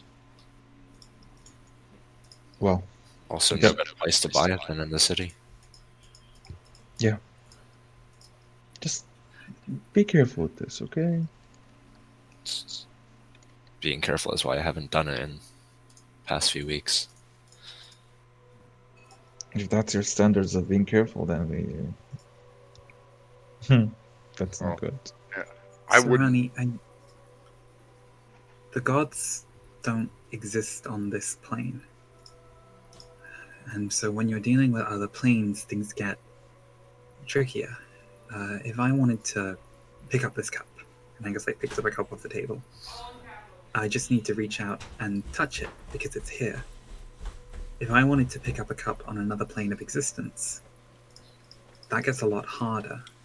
Suddenly, I need to find a way through there so that I can start exerting my influence on that plane.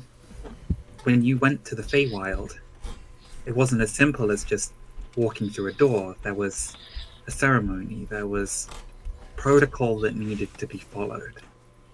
The gods are powerful, but they still have to abide by those protocols. The more powerful a force they're trying to exert over this world, the more complex and restrictive those rules tend to be. If they want to send an angel, they need that to be a moment of immense need to turn the tide.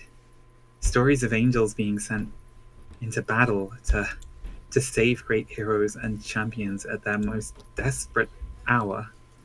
They're myths, they're fairy tales. Some of them might have historical record. If there are angel feathers here on this world, it will be because of moments like that that have occurred throughout history. Well, is there a way we can research that? Probably. There'll be a library here in the city. If we can find a section dedicated to history or religious law. Divine intervention? What would you recommend? Where would we start? If you're looking for historical recounts, the archives of the library would probably be better suited if you're looking in terms of how to encourage it or insight into the otherworldly motivation behind it. The relevant churches behind that would be the better pick. Studies on theology and otherworldly influence. If you're looking for the records, they're all there. But if you're looking for the means to put another one of those records into existence, then books won't help you that much. Well, then why don't we do both? why don't we, since we have, we see the Queen tomorrow? Is that right? We see the Queen tomorrow? I don't think it's tomorrow. No, I think we have another few days actually. You need to. We're waiting on Lord Arthur and Lady Bia to get here because then we can go into the palace as part of their entourage. Right. Well, when is that, Mark? I think it's day after tomorrow. That because is. Yeah, I think it was in 2 days. Yeah, After- because Sharpite's weapons are finished in 3.5, I believe. But yeah, but that was from last time we played, which was yesterday, technically. So 2.5. His blades will be done in 2.5 days. I have No, this all 3.5 calculated days out. from now. I need to make more better notes for myself on timing because I.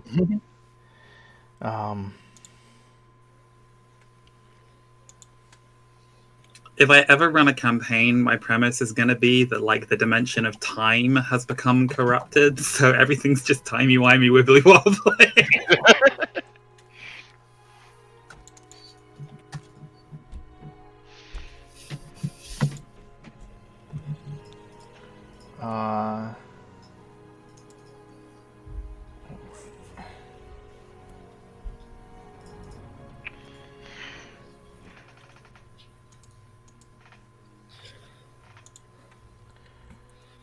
Give me 30 seconds. I will give you an answer. That's okay.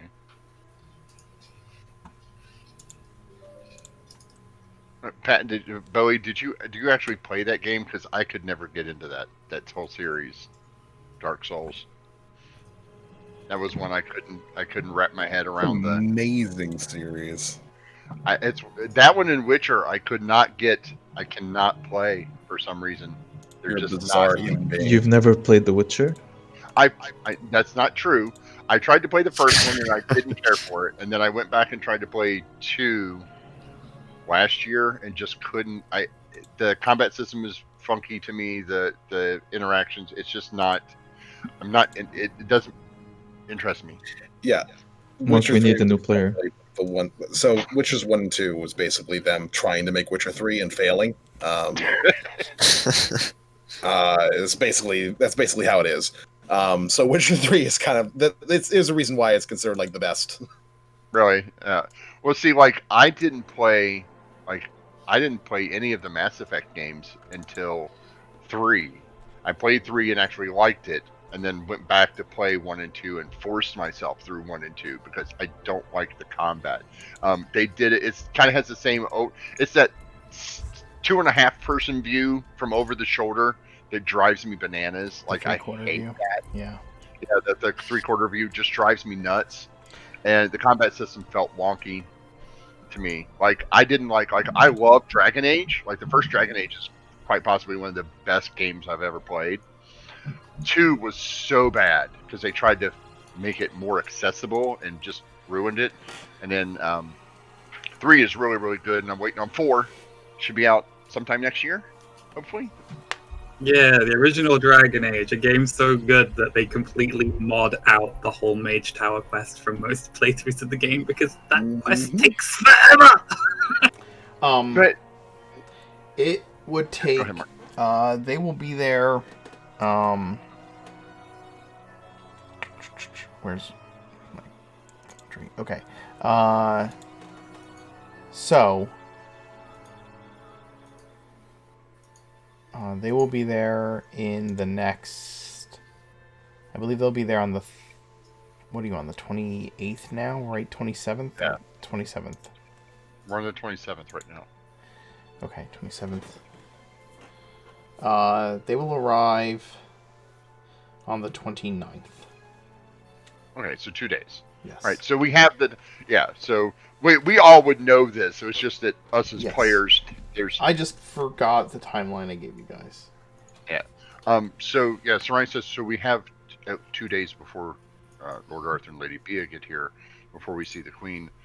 We should look into both possibilities. One, finding sites that supposedly had this kind of interaction with an angel, and I think Basir and Luna could talk to the priests of the other temples to see what kind of things would warrant that kind of intervention, right?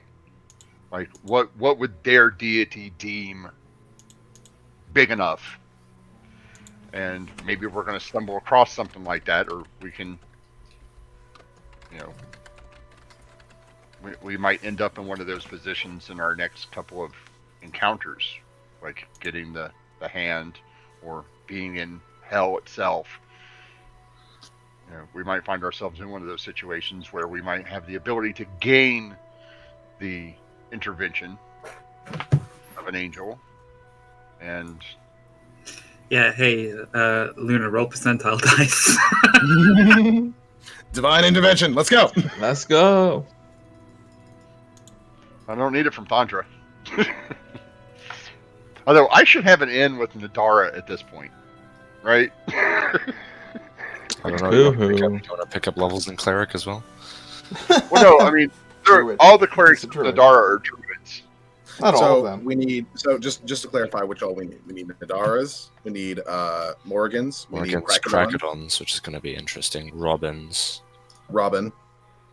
Oh yeah, I'm not helping with that one. We have Vivians. And Thormodin. Thormodin, yeah. And Thormodin, we need Thormodin. Formative. Oh, we have. I've already discussed this with Pat. He has Planar Ally available to him to cast. For Thormodin? Here Yeah. is a quick question. Do we know Celisana exists? I don't think so. Do Okay, we know so anybody that is who does? another possibility that we might, if we could research that and figure that out and go like, oh, hey, wait, maybe there's this other god we can try appealing to. Yeah. Do we know any other high level cards that have Planar Ally? Besides you, we already have yours. We need. We don't know any of them more again. Kraken one's basically. No, not Kraken. There has been one cleric of Krakadon and she died in a sewer.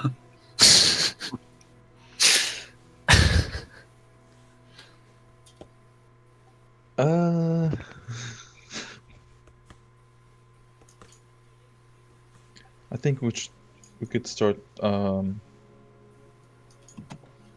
talking to the head priests in this Yeah. city. Maybe they can give us something.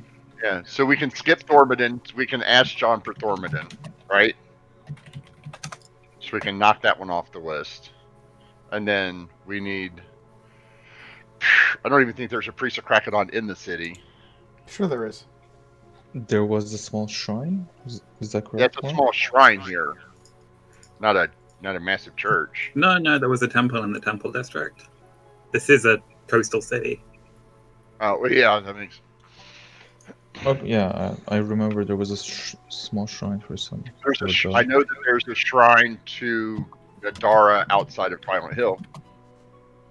And one Yeah, for Morg. most sort of sacred sites to Nadara don't tend to be like heavily concentrated in the city center because Nadara is more of like a nature god. No, so they're it does out- tend yeah. to be like shrines and sacred Yeah, there's groves two. on the Actually, like there's two. outskirts. There's two in Twilight Hill. There's one to the God of War Morrigan, the God of War, right?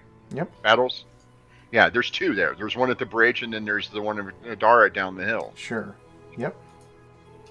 So we know where two of those are, because the ones from Oregon are normally at great battle sites. So the battle of the bridge between the orcs and the dwarves is one, or dwarves and humans from the Empire. So there's two there by Twilight Hill, and I'm assuming that Mirth would know this, or somebody who's familiar with that area would know this. Like Luna comes from close to there, don't you? The Twilight Hill. No. Close Not enough. particularly, no. Luna's from up in the mountains. Oh yeah. Closest city would be Drayan. And even Drayan. then, I don't think Luna had ever been to Drayan before we showed up and went, oh no, it's under siege. Oh look, Drayan. It's yeah. Feels like we're missing something. I don't know that we are. Like we know we have to go to hell, and we have two things we have to deal with down there. We have to go to we now don't have to go to Ironforge Hall anymore, so we can bypass that one. We still have to go to get the hand.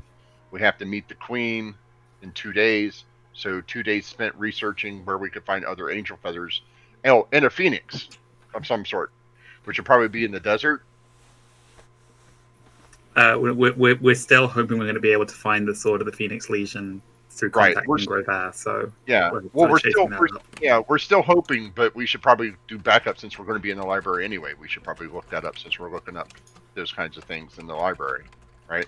So spend a day in the library. We spend a day in the library doing research on, angelic intervention myths and phoenix myths, and then the next day we split up and hit Temple Row and do some research there. If we're already doing research, it might help to try to see if we can find more of a record of the fairy tale of the Gargoyle Prince that Mirth found out about, and just see Yeah. if we can learn anything that might help us if we have to go and kill him and take his hand. Right. Well, yeah. So if we're looking at, you're looking at the 5 of us in a library for what, 8-12 hours? How about me and somebody else go at least ask where to find the head priests of each church, and maybe they could give us Yeah. something Yeah. Well, to for not spend all of us do the same thing for that amount of time. well, I was just saying that. And just I can't remember if we ever researched that. Has this ritual ever been Attempted before. yeah? No, I I can't don't remember. I don't remember. If that could give us any information that we need. I'm trying to remember. I'm pretty sure when Trust first told us about it, at least to my recollection, the idea was that this ritual used to be done fairly reliably by Merwin, and he's not around anymore, which might be why it's worn off, and now we need to go and do it. Yeah, speaking about that. Oh. Maybe Oh. it's in one of the. Yes. Sarani pipes up as we're discussing this, and you mentioned Merwin. I was in his cave in the Feywild. There was lots of books there. His cave, and Angus is just going to give a slightly inquisitive look over to Mirth of just is that a thing that's his cave? Never read about him living in a cave. That sounds In the Feywild. rather sad. There was a cave in the Feywild? Yeah. Actually, what happened over there? You didn't really Yeah, you tell guys, us about you it. guys chastised me for it. We got into a big fight, and we never spoke of it again. I had it on the to-do list that I wanted to ask you about it, and Mark can confirm that. And here I am asking you this. What did you see in the Feywild, Surani? Well, I was transported into a small cave. Looked like a wizard had lived there. The pixie that took me there, she said that some wizard used to live there, and his name was Marrow or Merwin or something like that. And then we went to a party where I met the other, where I met the satyr who gave me the nice thing of feathers, and then the elf who had been there way too long and wanted to come back with me. Is that it? Are you sure? Yeah, that's pretty much what happened. That is all that happened to me. That is literally all that happened. I ended up at a party. I mean, I'm asking more details about the cave and the wizard. It looked like it had been lived in for quite some time. Because lots of books. Because we were at Merwin's cabin and you got transported to the Feywild. And the first thing you saw was that cave, if I'm not I was mistaken. in the cave. So there's probably a connection to Merwin there. No, it does seem if he had a sanctum in the material plane and then he had a backup or a safe house in the Feywild, that would makes sense with the whole, omnipotent wizard thing. So I know how to get there. So how likely it is that Merwin is still Well, I don't know. somewhere There was nobody. there? There was nobody there, but there were tons of books, most of which I couldn't read or I wasn't there for books. But I mean, if Mirth goes, I'm sure Mirth could find plenty of interesting things there. Yeah, I'm trying to tell you, Serrani, like, yeah, we're in a cave. It looks like somebody lived there. Wizard was here. Meh, and he wandered off. Like that was, yeah. And now I can see Mirth's eyes, just the wheels in his head, just cranking over. Mirth's like a secret wizard library from Merwin that nobody knows about. His head's probably spinning. It's definitely a development. This Might be worth looking into. And to be fair, it's only been about a week and a half since we were there, so that's it. If we are planning to go back to Mythfon, considering how time works in the Feywild and how long it's dated, it might be... if Merwin didn't delve too heavily into the gods, at least not that I know of, he wasn't a cleric, and he didn't base himself too heavily into any of them, except a slight tinge into Vidian. It's entirely possible that it's either outdated or irrelevant at best, but if we do plan to return to Mythfon, it's definitely a possibility worth looking into. Well, I just meant that if any of his books may have been precursors to the experiment, like notes that he was taking on a spell like that, he might have stored them there so they weren't readily accessible here on the material plane.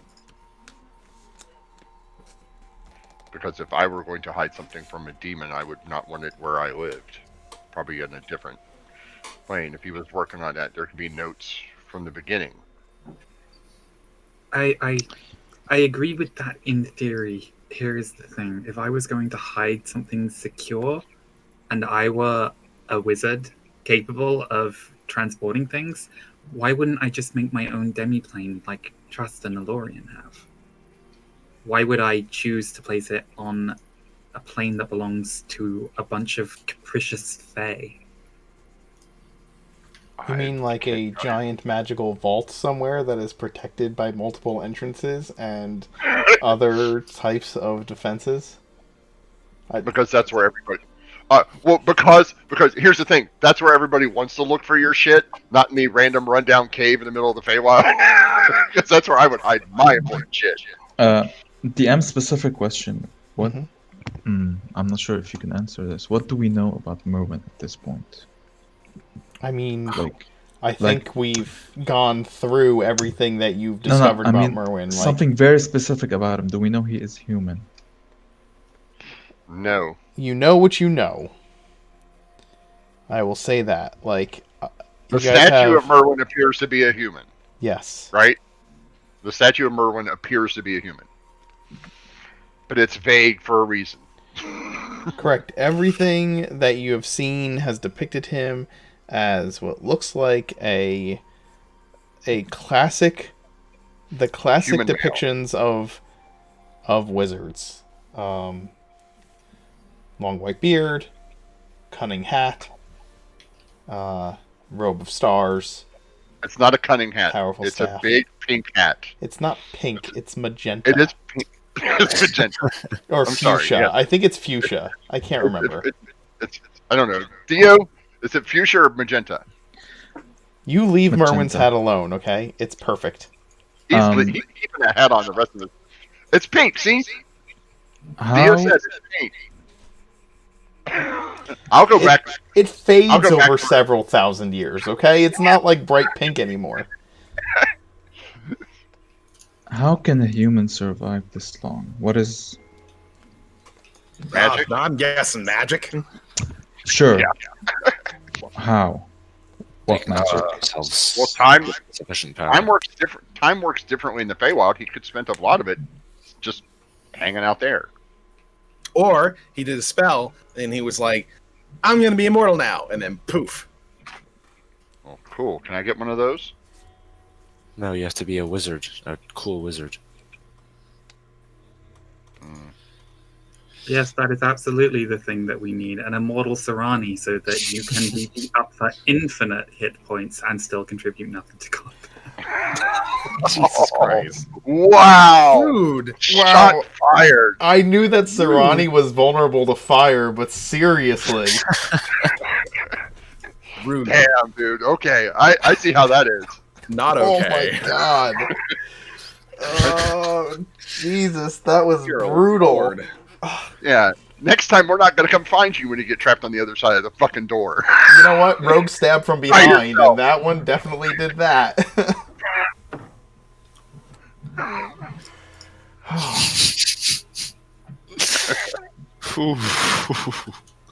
All right. All right. Jesus. I'll remember that. Oh, Little butterfly in the corner. Rick will remember this. Oh. So, Yeah, I'm sorry, Nor. I didn't know you were sending that to me. Yeah, there was something Serani did notice. Thank you, Nor, for reminding me of that. As Serani's thinking about it, because, oh, there was something else. There was something that was written on the wall. I found it odd.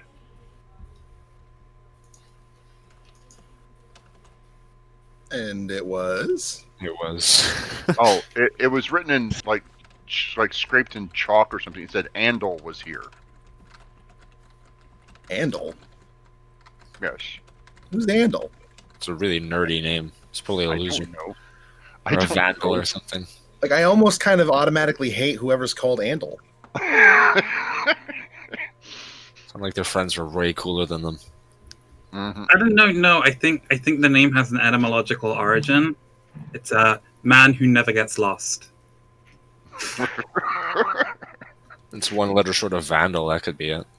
Just faded over time. Piper told you who Andal was. Piper and Oscar ranted about it. Yes, I know. Serani. I know. Serani. I know. Sorry. That was no, they Bowie, ranted about it to Piper and Oscar rant about Andal to whoever will listen to them. I know. No, but she didn't tell me about Andal because I didn't ask because I was looking for feathers and she introduced. Okay, you're right. Then it was Bowie. It was wasn't it was Serani. Bowie. Yes. That was to Bowie. Yeah, because they were telling me, she was explaining to me about dandelion or daffodil or one of the 6 the flower named satyrs I ran into there. All satyrs have some kind of flower reference in their name from now on in Orden. Hashtag that's reality now. so basically, you found that name, Andal, in the cave Mhm. that is directly connected to Merwin's cabin. Yeah. Could we probably ask about that name? Could probably lead us to Merwin at this point, and I mean, what kind of leads do we have? I don't know.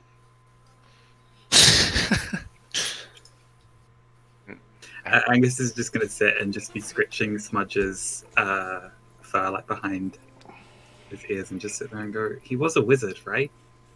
Maybe Andal was the name of his familiar? Can you summon a familiar by their name? Andal makes a Well, cool that was- familiar name.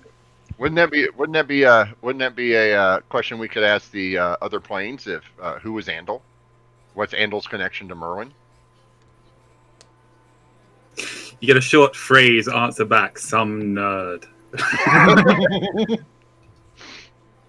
Nobody talk. Well, you'll get back an answer. We don't talk about that guy. I need to jot down in my notes. When parties can't decide on what their next move is, they're just going to rag on Andal for hours at a time. Hey. Okay, so if Salty. we can start by researching that name and find find the connection between the two names. I know that Andal is busy in the middle of the great forest, still looking for those fucking wagon tracks. Andal is not the one who got them lost. You both did. All right, children, now's not the time. Come on, moving on. I'm Okay. pretty sure it was the stubborn ranger who got them lost, and Andal regularly said, "I told you so."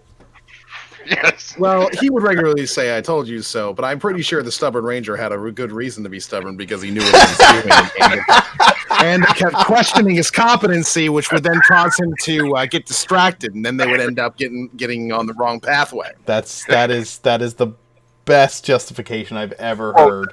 Let's well, get back to that- this that the fact you game. guys were Let's taking- get back to this game. That's like you guys were taking directions from two mules.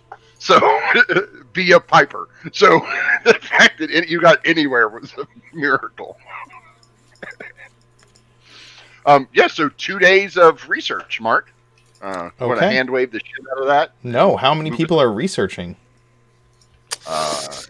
Basir's really bad at researching, so he's not going to do that. Instead, he's going to go talk to the different heads of the different churches and see if he can't get more information on how to potentially get access to some angels. So you're attempting to carouse. Just Yes. take the Xander role when it comes to research. Just go buy donuts for everyone. Absolutely. Probably Vizier and Sorani, which should go and talk to the priests. No, Sarani should not be. Sarani should be hiding in the library. I love the idea of Luna just going to Sarani and being like, "Hey, we're gonna go to the Temple of Robin. Want to come with?" That's why Sarani's staying at the library. He's not going near the temples.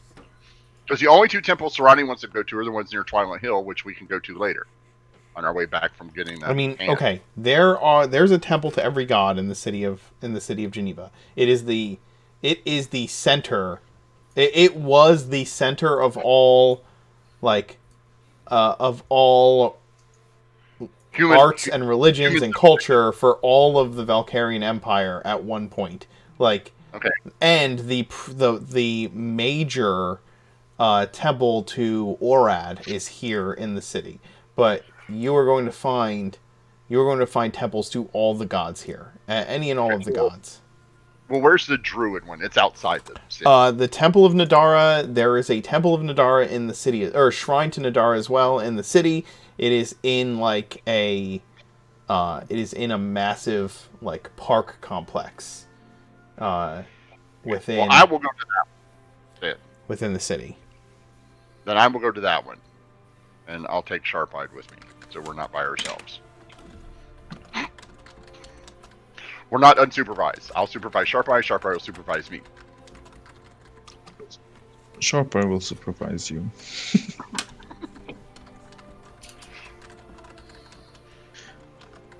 Can I use legend lore on that name, Mark? Which one? Andal. Yep.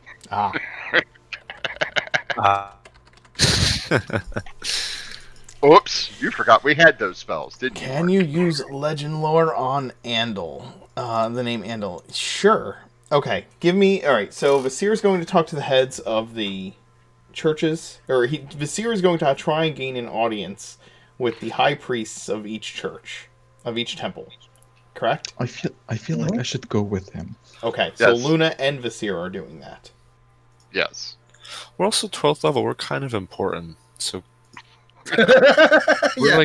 we're like big game people. So Luna also has the favor of the queen, right? So she can try to use that a little bit to gain access to some important folks, I guess. So that's what Vizier and Luna are doing. Angus, what are you doing? Angus is probably going to head with Mirth to the library and Okay. just try to be assisting with research. Angus and Mirth are heading to the library to research, and Sarani, you are going to the Temple of Nadara? Yes, and once I'm done there, I will go back to the library to help with research. Understood. Okay. So here is what I will need from each of you. For those of you who are attempting to meet with the higher up clergy, I will need you to make I'm going to have you make a carousing roll. It's not quite what should be used, but it is the closest thing that I think will make sense. These are going to be treated as upper class contacts. The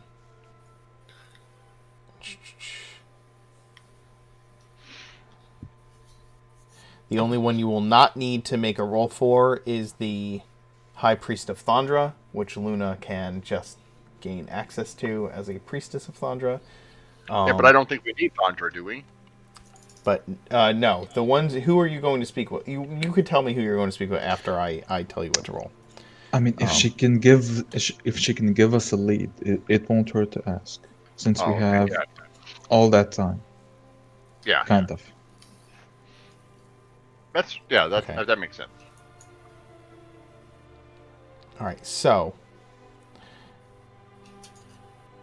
you will need to spend a little bit of gold as like you can treat them as like donations to the church or whatever. They are a means to, gaining access to the people you wish to gain access to. Thankfully, I just want a whole heck of a lot of money. Yes. So. Seer's going to drop 200 gold as a pop. And just like, here. No, it is. It will be a total of 250 gold. It is not 200 gold a pop. It is just a total of 250 gold. Easy. Okay.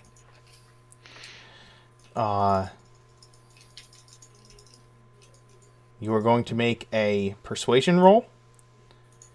Because you are working together to do this, you have advantage because it is from the help action. So whichever of you has the higher persuasion, you can make the persuasion roll. The total of the roll will determine the number of high priests you gain access to over the course of your attempts to do this, and then we can role play out the results, okay? But this is the mechanical success rate that goes with the results. As a note, Luna, I think you may have a higher persuasion than me because mine is only a +5. Nora is giving this look of dread to the. I think Nora's frozen. I think Nora might be frozen. Nora, are you frozen? Nora's frozen.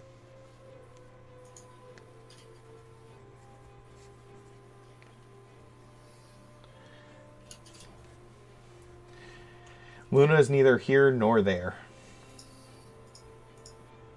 I'm sorry. The best face freeze, though. I'm sorry. It's a pretty fantastic face freeze. It is the most skeptical. It is the most Luna face freeze ever because it is just this skeptical expression. Yeah. Let me clip this so I can and post it so I can clip this out and use this as a background. Can somebody send a message to? Let's send a message to Nor and see if. Can we just turn this screenshot into a meme on the Discord? Of course, Emmy, get on that. You're in chat. Do it. Do it now. Just if anybody answers the question of the day with a response, you're just like, really? No, this is more of a. That's your answer. Oh, there he goes. What about Serani? For the Temple of Nadara, because I would assume that Serani is pretty much. You said you weren't coming with us to talk to the temples. No, I'm going Serani is going directly to the Temple of Nadara. That was their plan. Yeah. As a druid, I'm going to go talk to the druids. Oh, you're back. Huh. Yeah, sorry about that. I was saying I have a +3, but I think either way, somebody other than me should make the roll. All right, I made it. 23. There you go. 23. Boom. Natural 18. 23. That was with advantage, correct? Yes. Yes. Okay. Wow.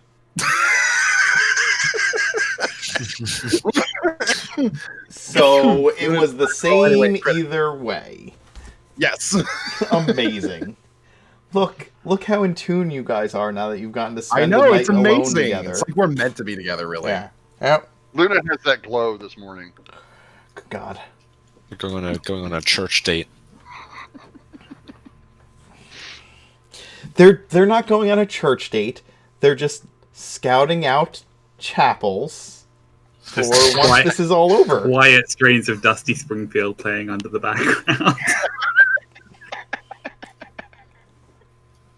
This one has a nice aisle. This was nice and spacious. Oh, Luna, the Robin priests do a little dance when you get married. No.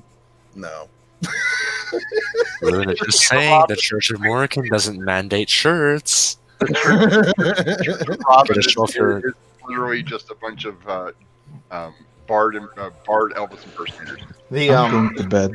the priests show of the I just had the mental image of Visir going to the Temple of Morrigan and seeing a bunch of the worshippers there and being like, a lot of these people seem dressed the same way as those folks back at the Gilded Orchid.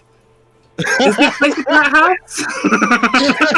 the Church of Robin regularly tries to convince couples that want to get married in their my church that Look at that General they Chat. They're already cannibalizing more. oh god.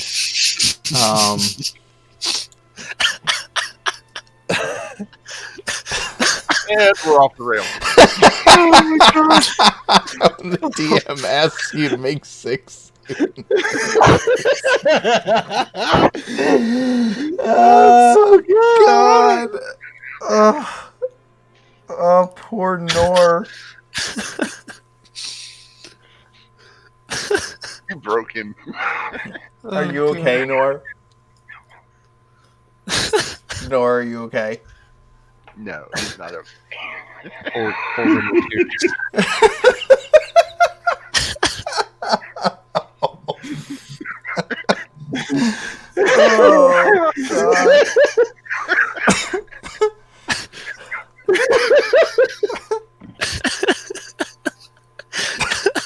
Oh, This is awesome. 4 more than 2 Hydras. Oh god. we lost him. Totally. He turned off his No, camera, I'm here. probably.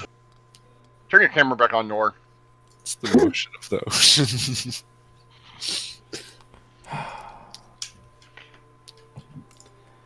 So while It's Nor's not trying the to bedrock, and it's the motion of the ocean.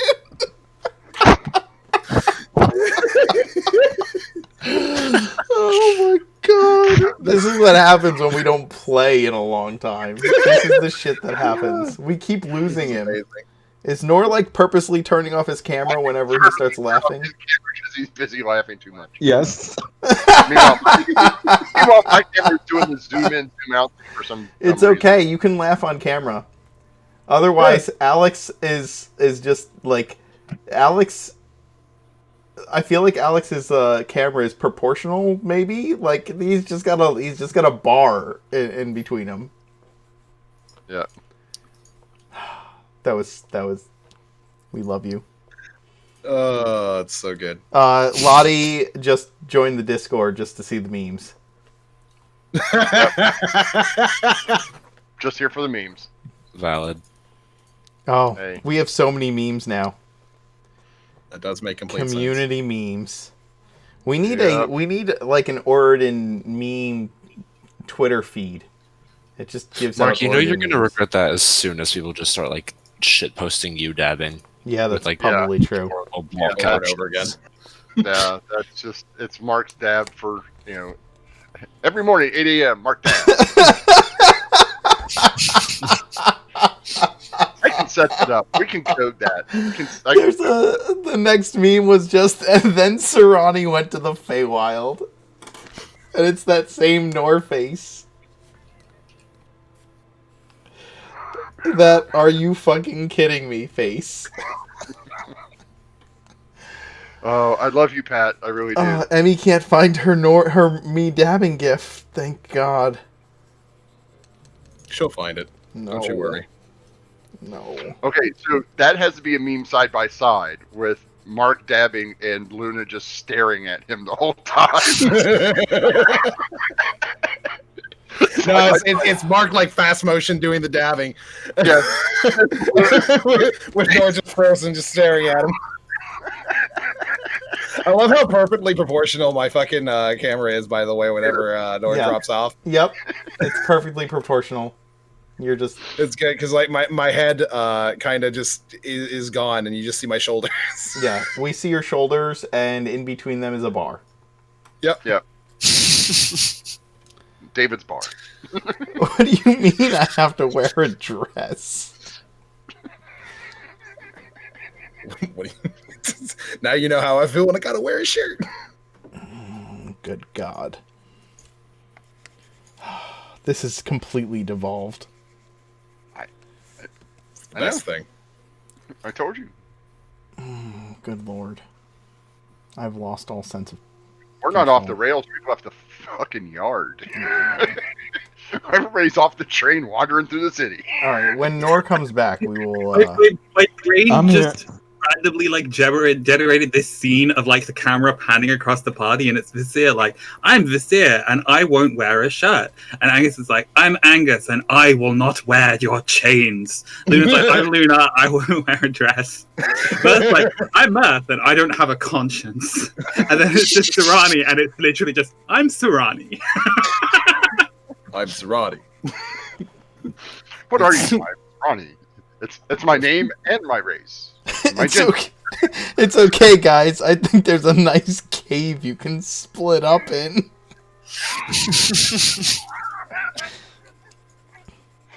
Oh, I mean, the real meme is just like that picture of Nor with just the caption, "The party did what?" yeah.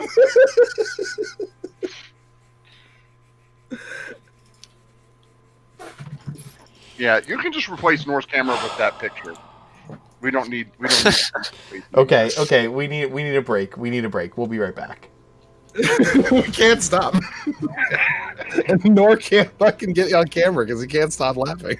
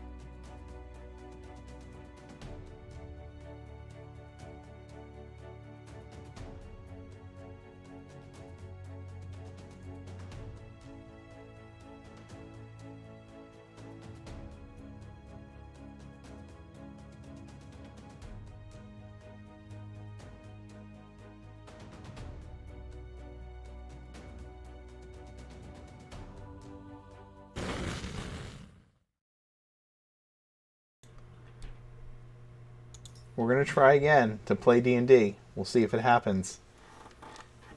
The memes were multiplying. All right. Thanks for the sub. Okay, let's see. So you rolled a 23. This here. Yes, indeed. Okay.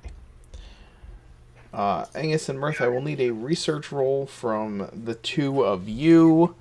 You can use the help action since there's the two of you. More than I've done. That's 3 scoops. Let's see. Research. So you're gonna go ahead. Works for me. I can guidance him as well if you allow that. Yeah, that's fine. Let's see. You got the roll? That's a 26 history roll. Oh my gosh. Wait, Mark, sorry, I missed this because I didn't do it a while back, but that's 12 months. Wow, and we just have a hype train started. What the heck? Yeah, So, that was yeah. me because Heck yeah, get hype. Get hyped. So yeah, that's 3 subs. Thank you guys.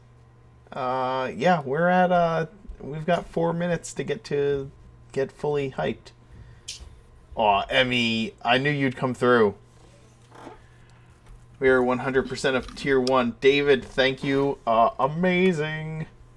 Shh. Aw, you guys. Hype. I love when we get. Oh my. Oh, Pat. Wait a minute. Does that mean? Oh god, what? I don't You even know can't how do- many subs that is right now. Well, fucking Pat just did 20. 30. David did 5. Emmy did 5. So that's 30 right there. And we were already at 12. I did 1 to get it started, so you're welcome. Thank you. 43. We're at 43. We're at 43. We're 7 subs away from giving away dice for the month. We have one. We have tomorrow to do it. 7. Guys, ridiculous. Totally ridiculous. Oh look, it gave a sub to the Lion Lord. Aw, I miss Dustin. Where's Genevieve when we need her? We are at level 5 hype train. Final level. Keep the hype going until the clock runs out. We did that in like 40 seconds, guys. That was amazing. We reached the level 5 hype train in 40 seconds. You guys are insane. I love it. Oh my god. Alright, so yeah. I don't know if we gotta get to D&D. We gotta play D&D now. Alright.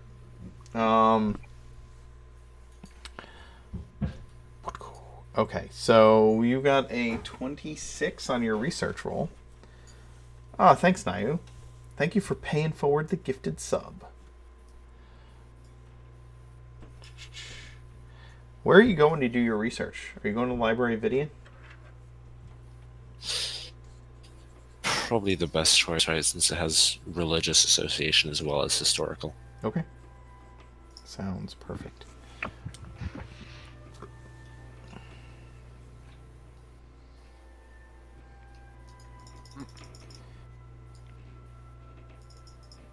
Let's see.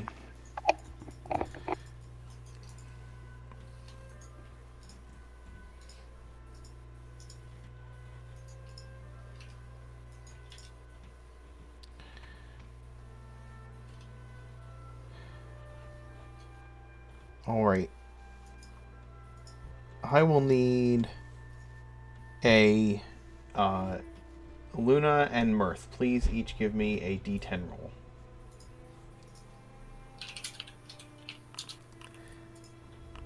We are one. I think we are one sub away from giving away dice, and there it is. There it is. We have just gifted a set of dice, Cara Farbaco. So I have to get it out to Dio, and we're gonna do this. Let's see. Is that it? Naihu. You just won some dice. Congratulations. You have been blessed with the dice. Thank you for coming. Thank you for all of your gifted subs, everyone. You guys are awesome. And, yeah. Yeah, it's based on the people who have chatted over the last certain number of minutes. Should I have, no, we'll give it to Naihu. He deserves it. Mm-hmm. He's been around for a long time. Naihu, have you won dice from us before?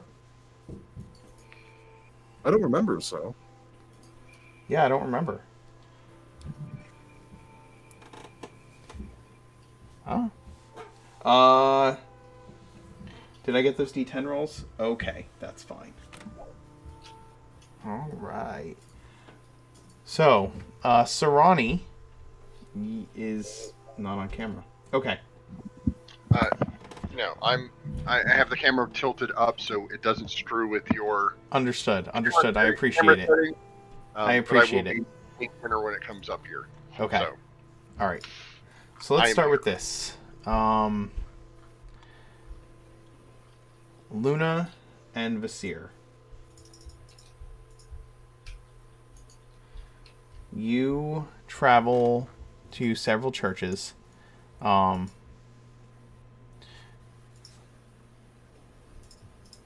you make contact with 3 of the high priests over the course of the day. Which would you have liked to have spoken to first? Considering the ones that we already have, and considering the ones we already have, I'd say probably Krakadon. We know about John, so we will be okay if it's not Thormodon. So Krakadon,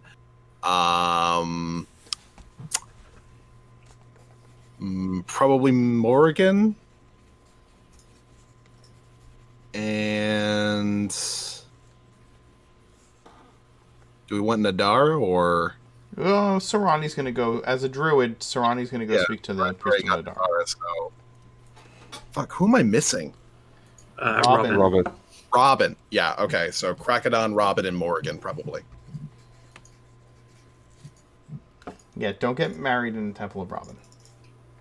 Vasir probably originally planned on it, but he was told not to. Yeah. And that it was a non-negotiable. So. Yeah. If you're writing your like fake marriage dating AU though, do get married in the Temple of Robin, because then it's not legally binding because he is a god of trickery. The priests of the Temple of Nadar of Robin try to convince all couples that in order to get married in their temple that you have to agree to the rites of prima nocta for the high priest. They don't. It's not actually true, but they try to convince couples of that when they come in. I'm sorry, I thought you were going the way of like the priests, like they get out there and they've got the couple like standing at the altar, and then they're just going to a prepared speech about like, marriage is a sham, right?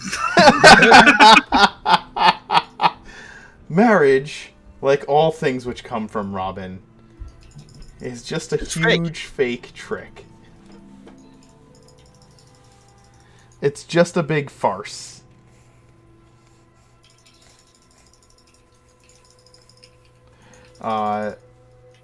Nor, are you going to be off camera the rest of the time?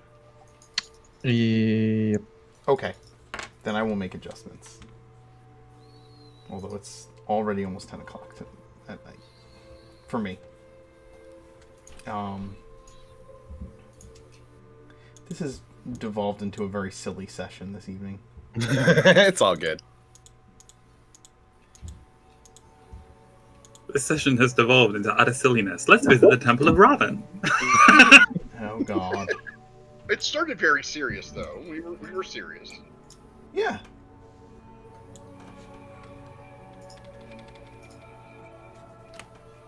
You can only get so much seriousness out of us, man. All right.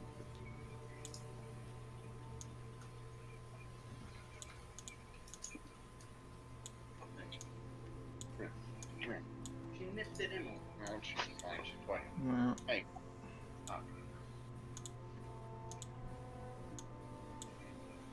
Doggo on camera. Yeah. I did. Lots of background noises. Why are you gonna truffle? What'd you do? She nipped at Emily when Emily was trying to keep her downstairs because you didn't. Right. Oh know. dang. Dogs be nipping. Yeah.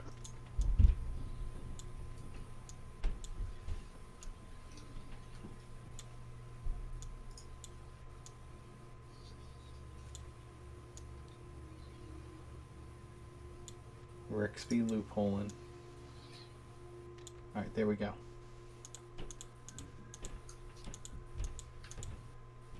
Sorry. Oh.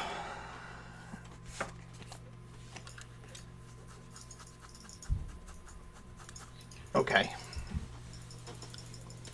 So you get to you make contact with the priests of Krakadon, Morrigan, and Robin in the city of Geneva.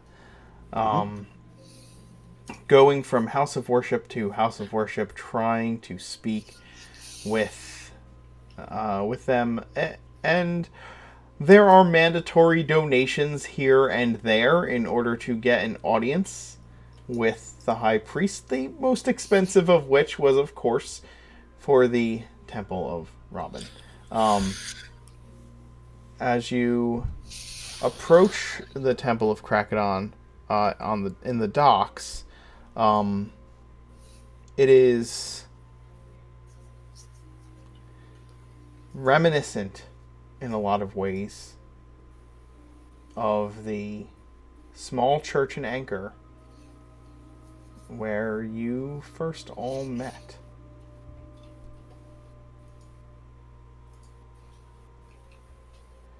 It's built of driftwood that has been carved and polished, stained, and repurposed. Perhaps the walls that are joined by these pieces of driftwood are made from the hulls of old fishing vessels, once again rebuilt. And the symbol hangs over the doorway of a trident wreathed in storm clouds. The doors are open to the sea air, and it is just off the docks that this is built, kind of overlooking them almost. It somehow sticks out like a sore thumb in an opulent city like this, and yet also fits perfectly in the little corner that it's in. When you enter into the building, there is a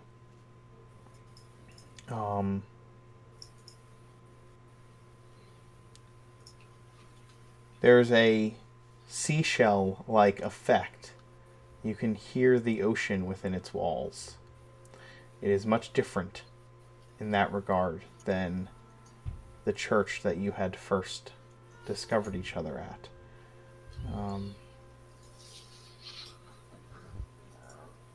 This place feels like the calm before a storm.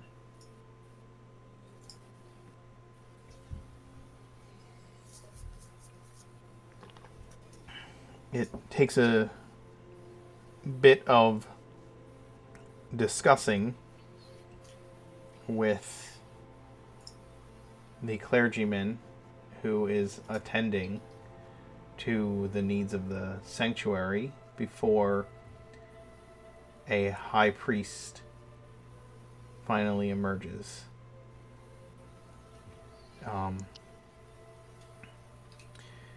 He's a hunched, gnarled old man. He's got the calloused, knobby fingers of an ancient sailor. And he leans on a staff that ends in a very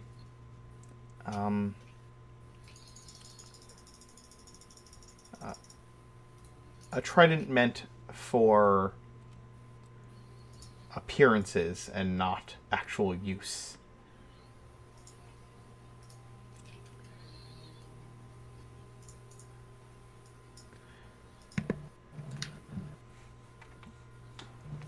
I heard the click. Presuming him to be the high priest, Seer will sort of step forward.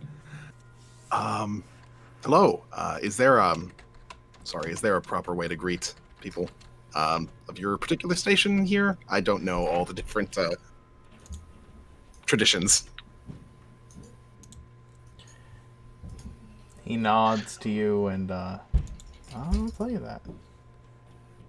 Is he holding a black book? No, he is not.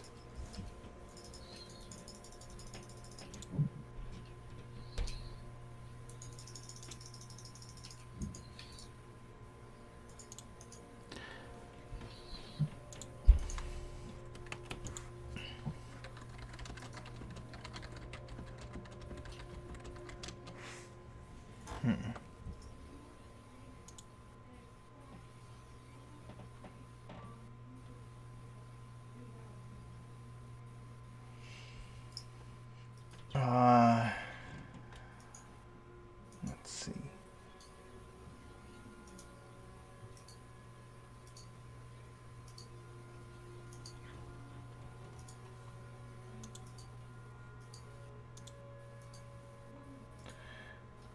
He just says in a creaky old voice, "You can just call me priest for now." Priest. Very good. And yes. And I need to give you a name for this guy. Names are important.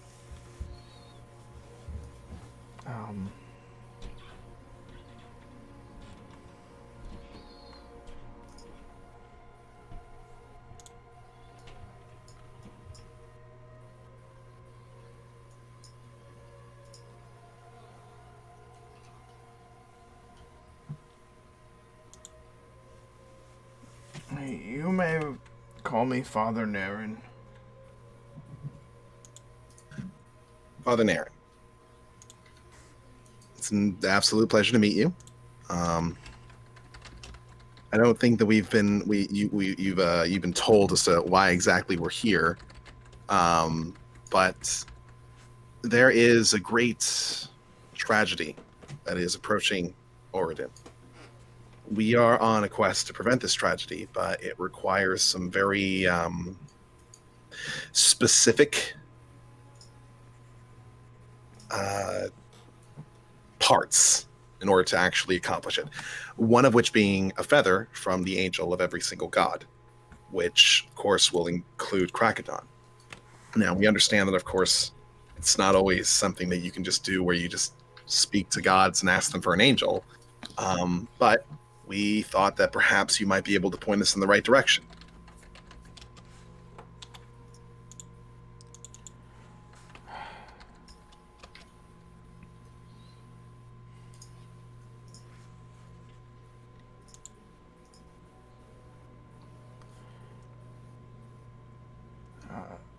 I'll help however I can. You...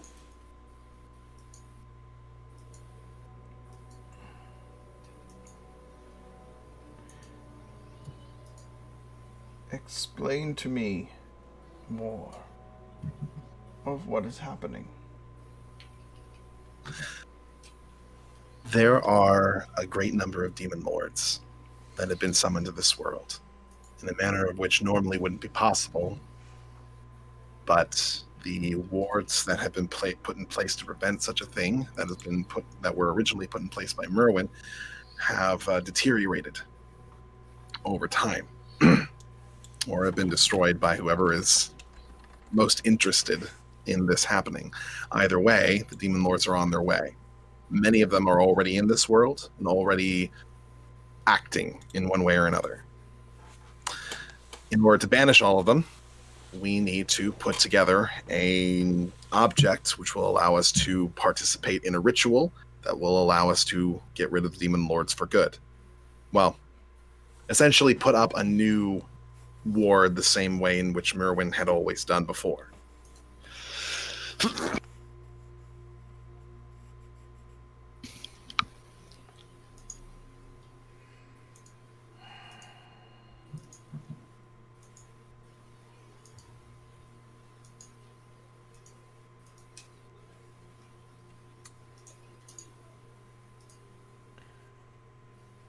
How do you believe I can help?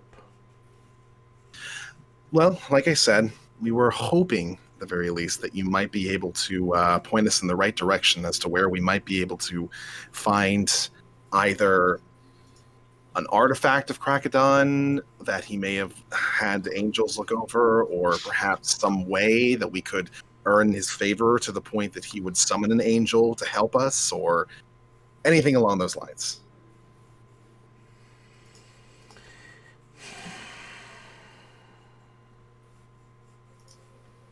You are not a seafaring man. Unfortunately, no. But I do have somebody that I know who is. He's just kind of wrapped up in other stuff at the moment.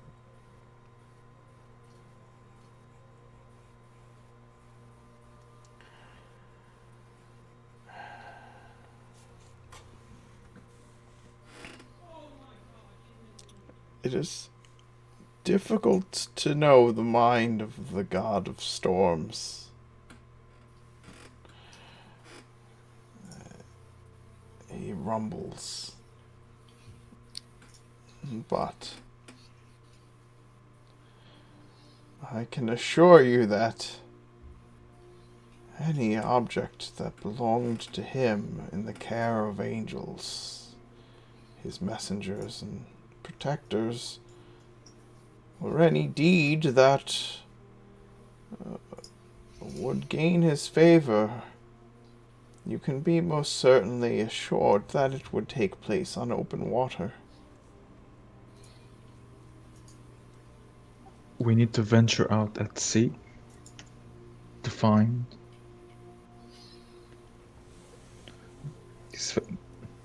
a feather.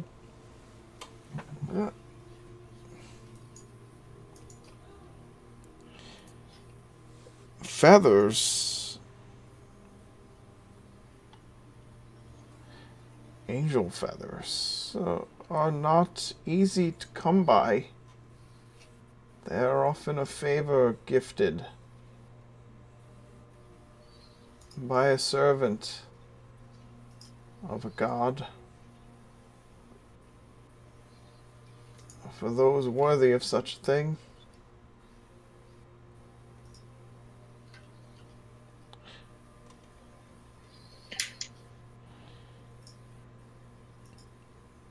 So you must do something to gain that favor, or find one that's been given that you can have. Do you know somebody who has been given one? Perhaps.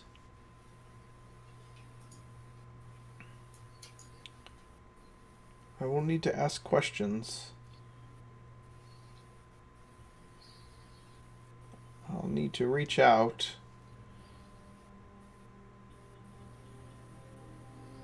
to the members of the church, of the temples, and find out where they are. Sounds like that could take a lot of time. Not a lot of time. I can tell that what you seek is urgent.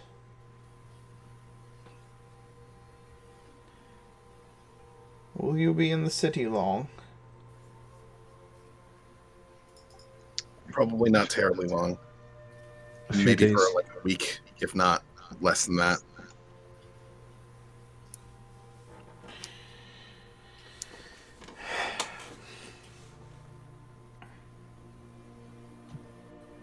There are relics.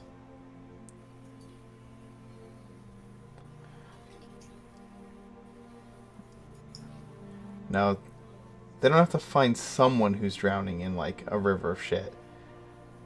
Like, you have to find a priestess of Krakadon who is drowning in a river of shit and save them. Then will be granted an angel feather. There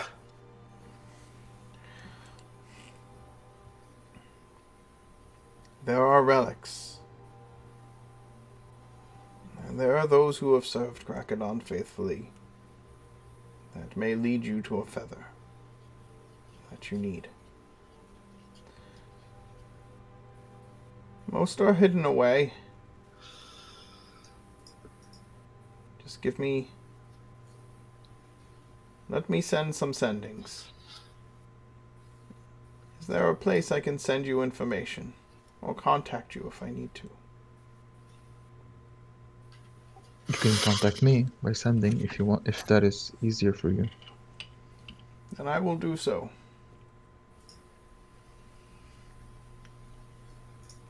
He pats your leg, Vasir. Like in a grandfatherly way. And says, I believe I can help you.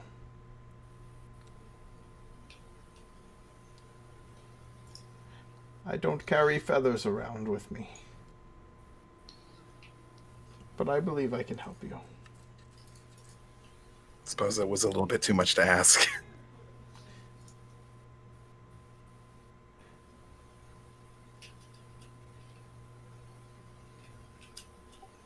Sorry, I'm just a little frustrated. We don't have A lot of much time.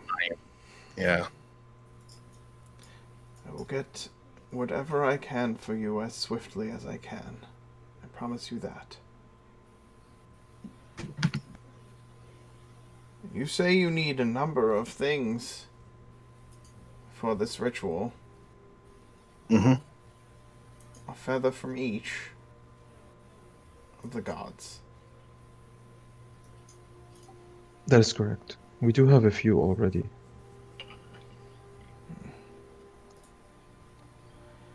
But we're missing several others so far.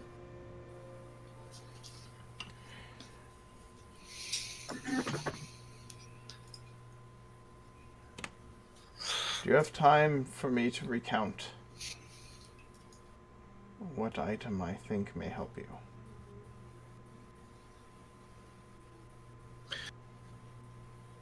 I think we don't have much of a choice.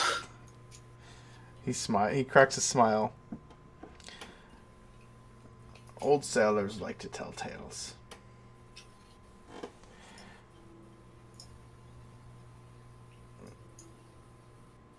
Before the Empire, things were wild.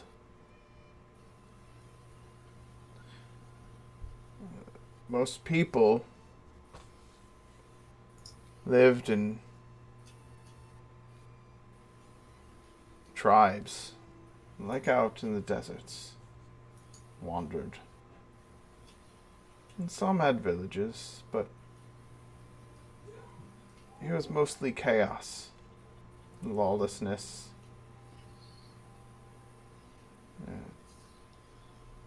Survival usually meant that you could overpower those around you who were dangerous.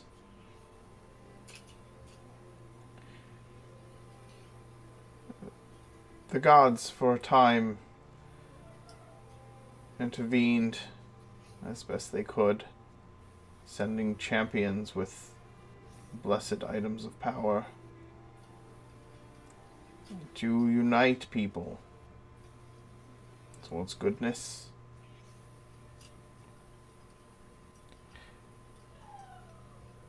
Each god chose a champion from among people who embodied their ideals.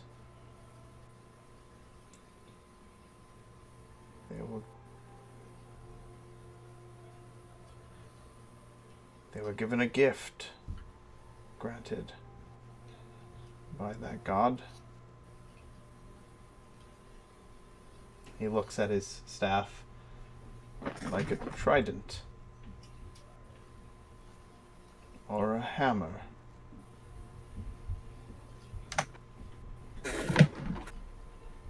If you understand my meaning. I think I do. Most of them have been lost to time.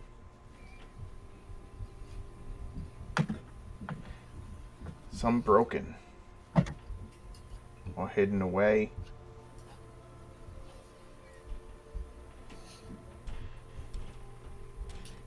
But some unknown where they're kept. At least the shards of them.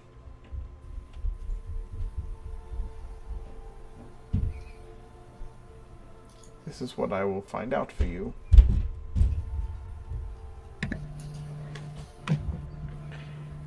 You see,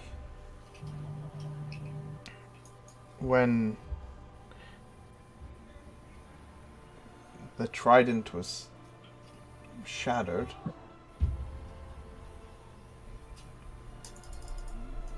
we did discover what it was made from.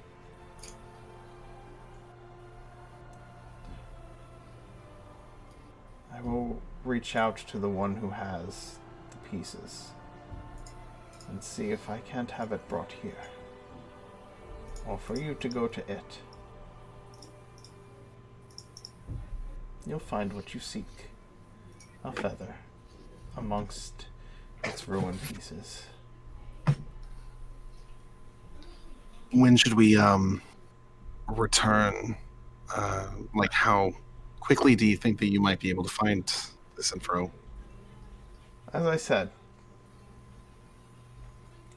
I will place some sendings, and then I will send back to you. Okay, thank you. To this priest of Thundra who you have with you, as she has asked me to do. I'm sure I'm not the first or the last priest you intend to speak to today. No. We do have a lot of feathers to collect, after all. I do not wish to keep you here while I try to suss out where the item has been placed. I will get back to you as soon as I can.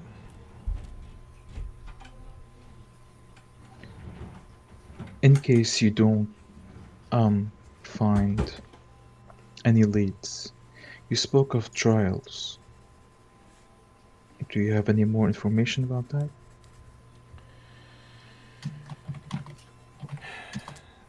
The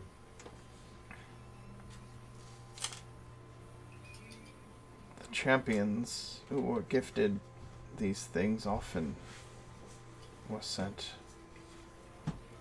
on journeys to prove their faith and to prove that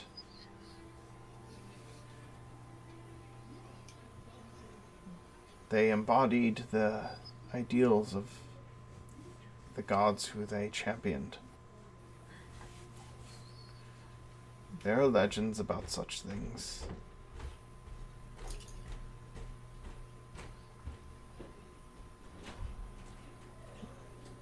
There are books with such legends.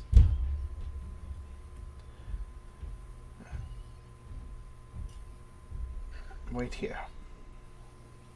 He gets up and hobbles back to a. Go ahead. He looks like he has a bit of a hard time walking. I'm gonna kind of like help him. Sure. He smiles and thanks you. Years at sea made the joints. They're not what they once were.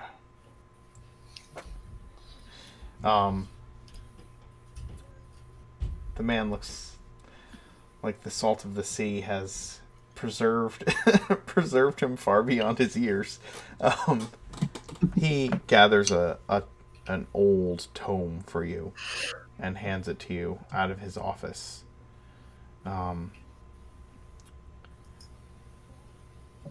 This is one such hero's journey, as best as it could be recorded. The language is old. The format is more like poetry than prose. But you may find clues as to where the events within it took place. Or, at the very least, it may lead you to other stories of such things from the other gods. And where those feathers could be found, or the artifacts that contain them.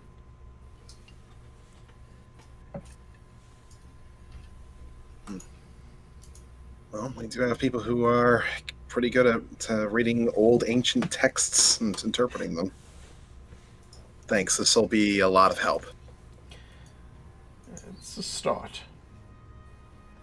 I know you were hoping for more. Well, I feel like I might have been greedy if I did. I can see the weight of the task upon your shoulders. Greed has nothing to do with it. Urgency. I just don't want to expect things of people that's unrealistic. We're the ones who are tasked with the job, so we got to do all the work. It would be a little ridiculous to expect people to just have everything that we need. As wonderful as it would be.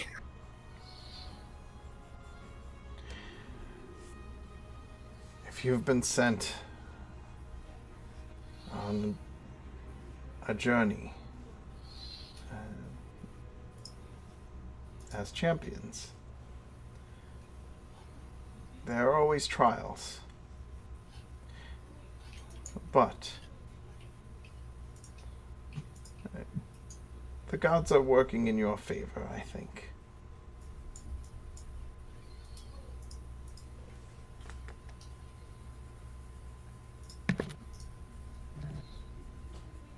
Oh, I sure hope so.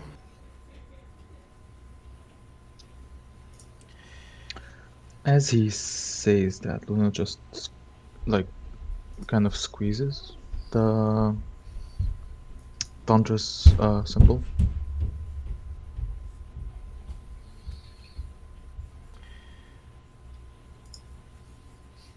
You've had several conversations with the goddess in recent months. She's not left you alone yet.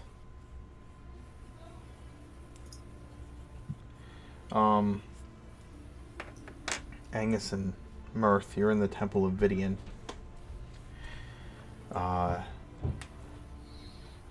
Researching.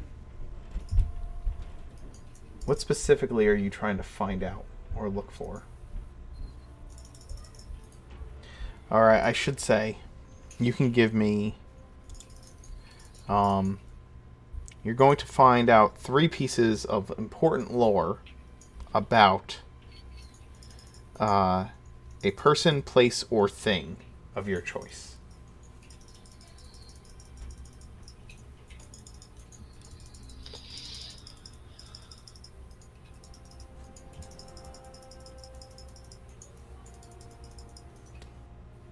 Angus, you made the roll, so you can tell me what it is specifically you are hoping to find.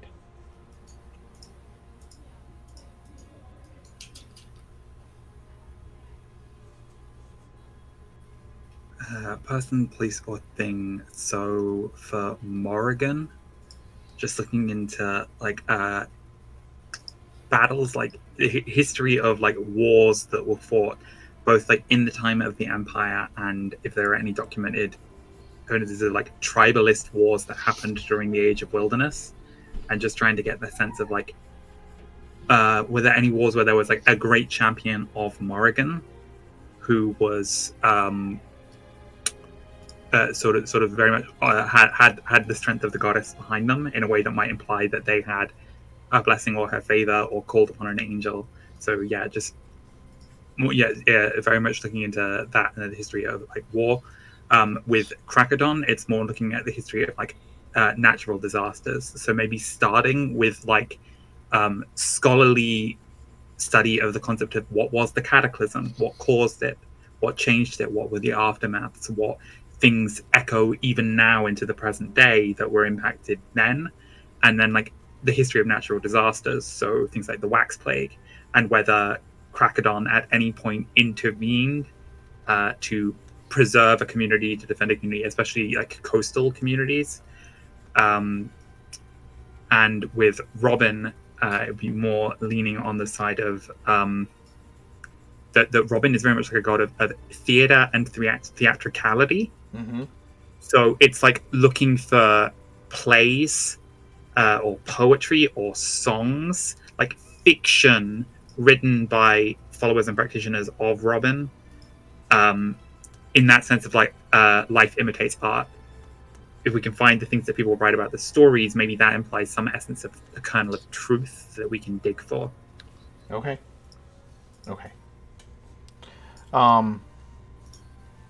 You spend the time in the library poring over like ancient.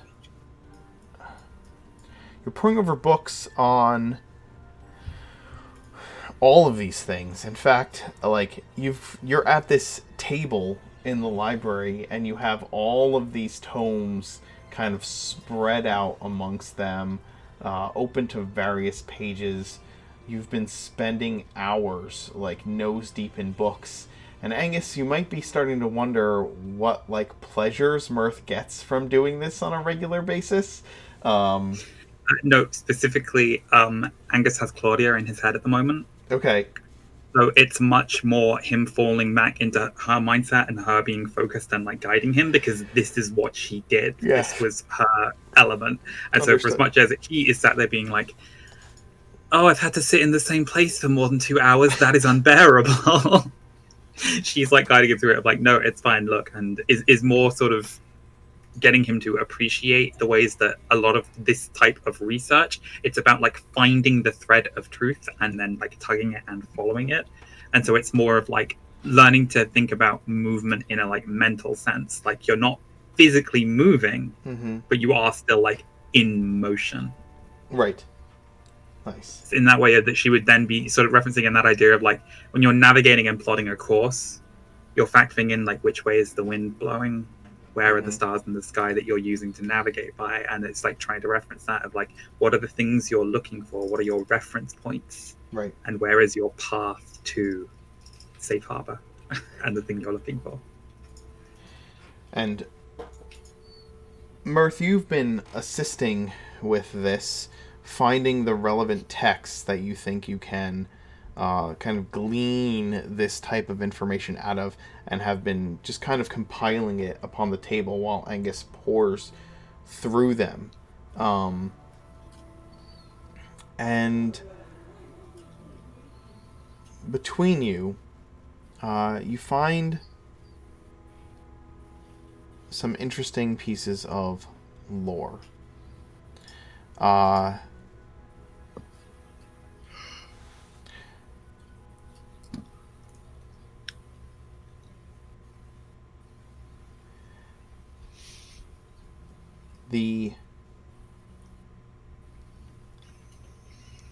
There is a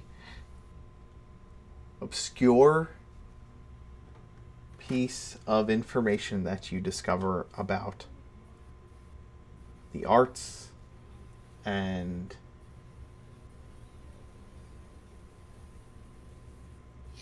the, as you said, important works of fiction. And you discover a story that implies that the reason that Scalene ascended to become an empress and was a important patron of the arts was because Robin thought that would be hilarious.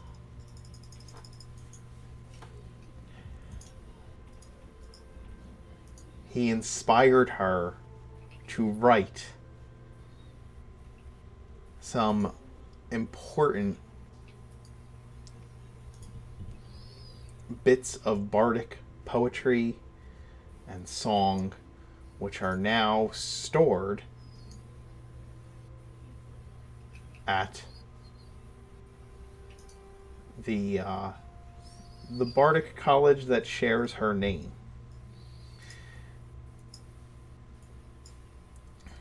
You think that if you could find this, it might lead you to information as to where a Feather of Robin might be.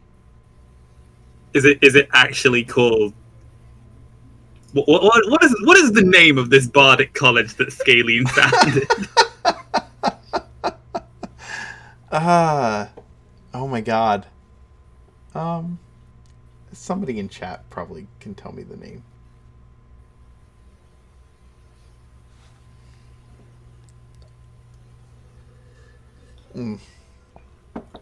Octaves and Scales, Oh god. Reptilian School for Arts.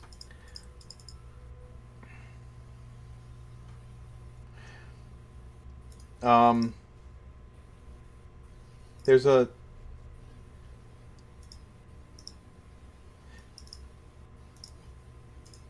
there is a school of the arts, a bardic college here in Geneva that is dedicated to Scalene, where you might be able to find some of her works. Reptilian Bardic Society. The second piece of lore you discover is that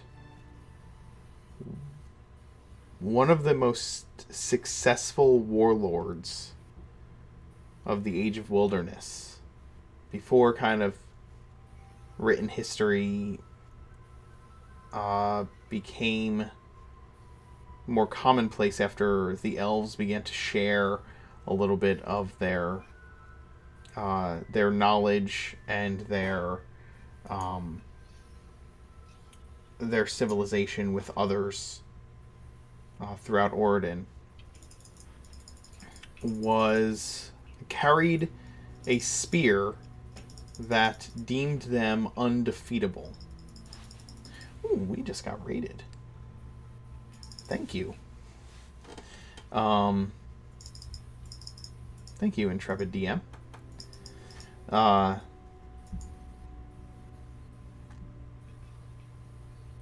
This warlord controlled everything from the edge of the ancient forest south along the Corthian Mountains,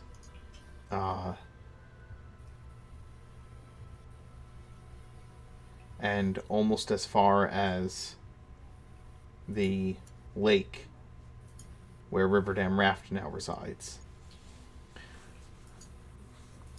But that this spear, the quote Spear of Morrigan, was lost at some point.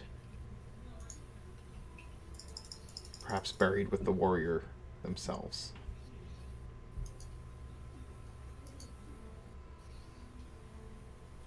The third piece of lore you discover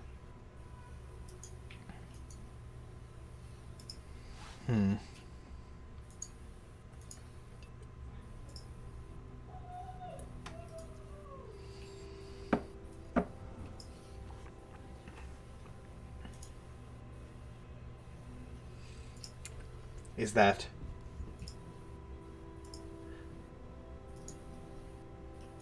there was a great battle between the champion of Krakadon and a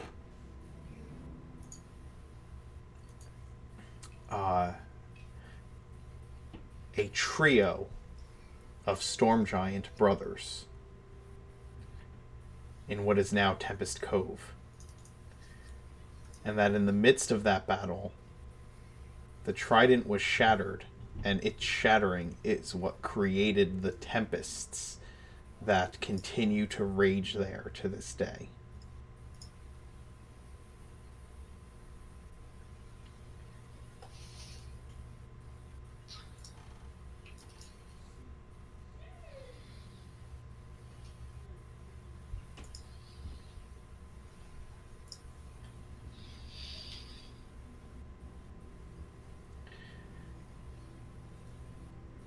Sarani, Yes. you let's see, your camera's all funky. Let's see if I can't fix that.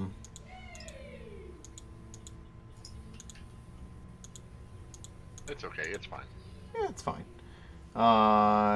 You travel into this like these beautiful gardens in the midst of the city in order to find the Shrine of Nadara.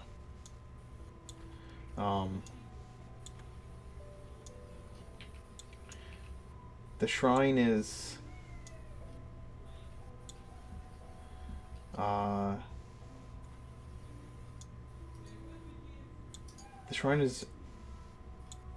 as beautiful and spacious as you would expect it to be if it was out in the middle of the wilderness.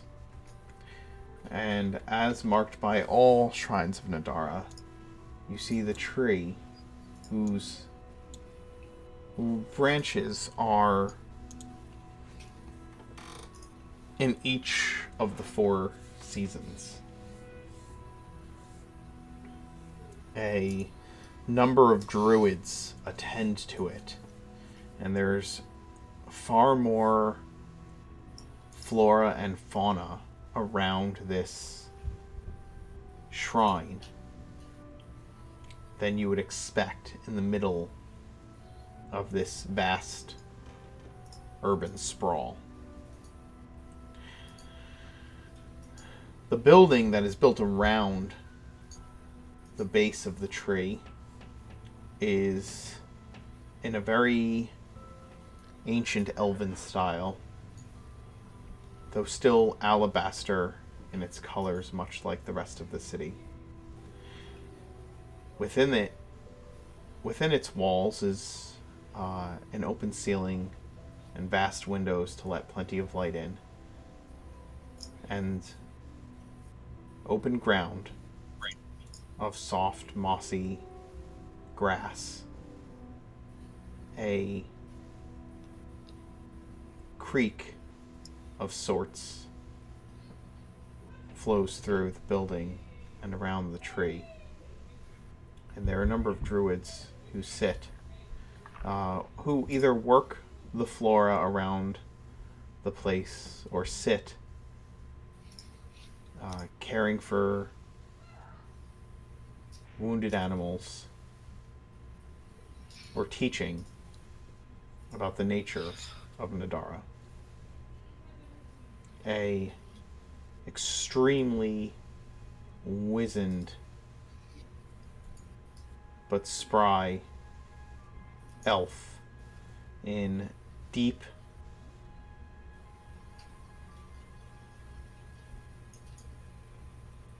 robes of shifting colors, from spring green to the reds and oranges of fall,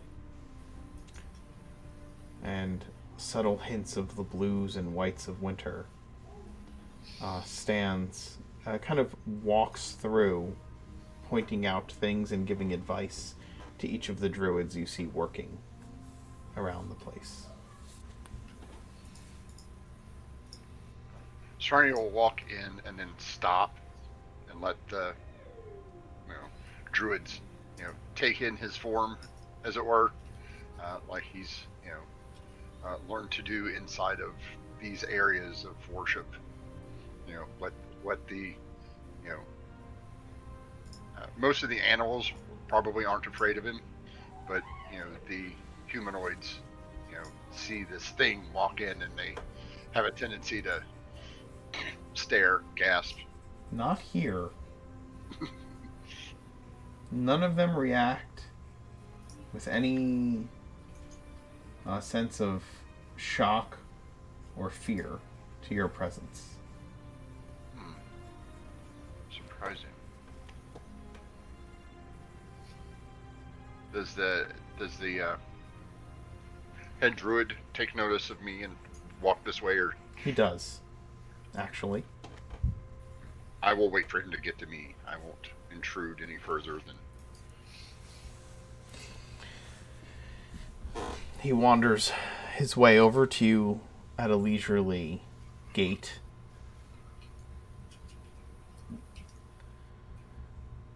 I sense Nandara's power upon you. I will speak entirely in druidic to him Mm-hmm. until he requests me to change. Yes, I am one of the. I am a druid of the swamp. I come from the caves beneath the area known as Anchor.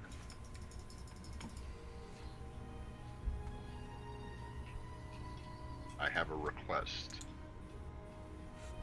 of your Nadara.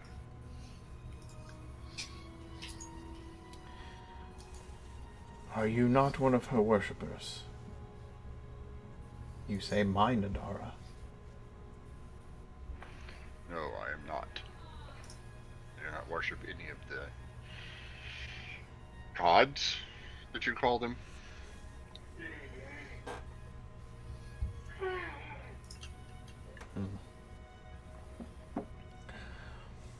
And yet you seek to request something of her. It is beneficial for both of us. In what Those way? hurt people.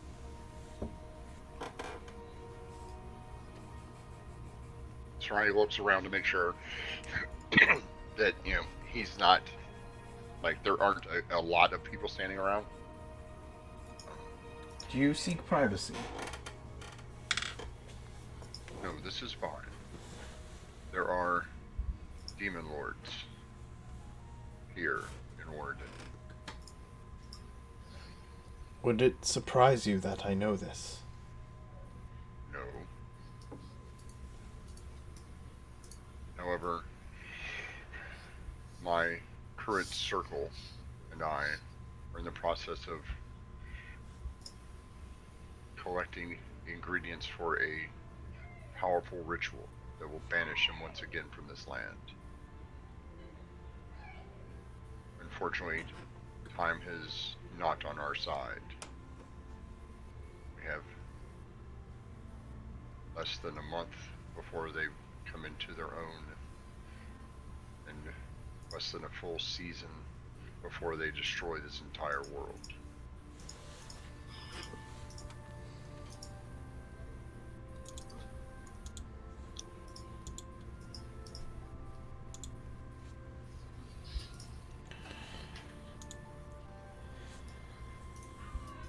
I only ask for one thing.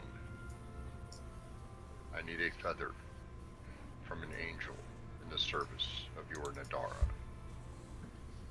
Whether the angel gives it to us freely, or you know the location of one where we can obtain it, or some sort of test or ritual that needs to be performed that I can do to obtain this.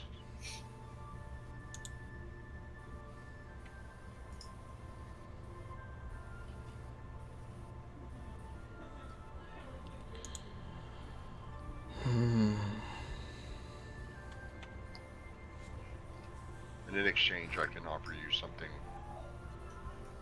And Sarani looks around again. Maybe privacy would be best.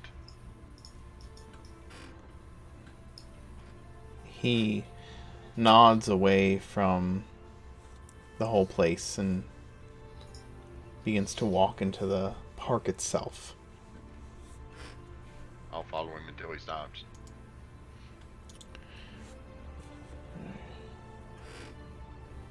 I'm going to leave Steve outside Okay. on the edge of the wall. Probably frolicking and keeping an idea.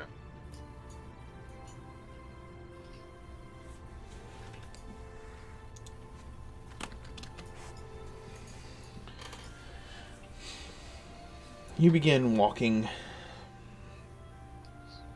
and you come to an area of this grove that is quiet and away from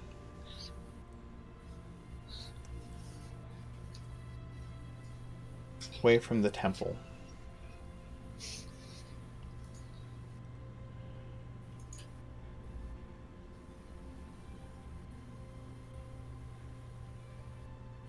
Tell me of your quest. As I said, we are in the need of a feather from an angel from each of your deities of Origin. Because of We the have some. demons. Yes. To complete this ritual, which will banish them from this land. If not, this, both your lands and those below, will be corrupted, ruined, destroyed, enslaved.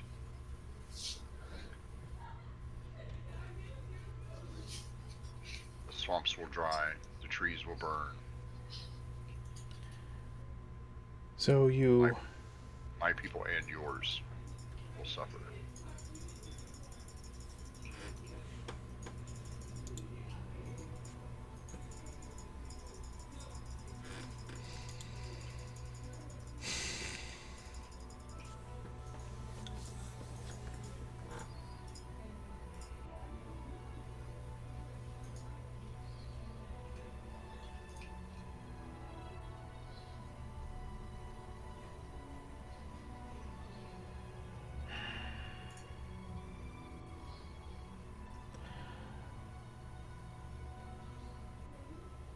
What do you know of my people? And of Nadara herself? By my people, I mean the elves. I know that you once lived here. You once lived in the Feywild. You have returned to this place. And I know that most of the elves that I have met already, aside from a small few, would like to destroy and overthrow the remnants of this human empire. There are some who would, yes. Do you know what our elders and our leaders are called? No. We are seers.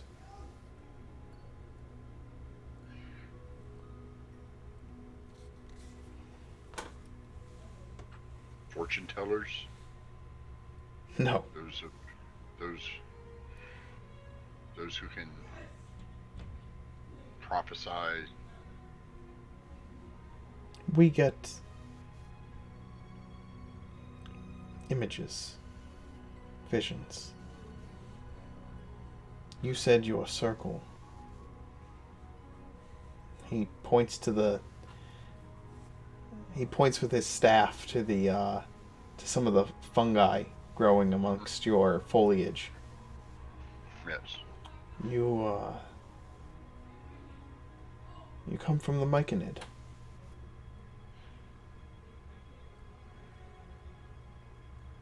They are my circle. I do not come from them, though. But you have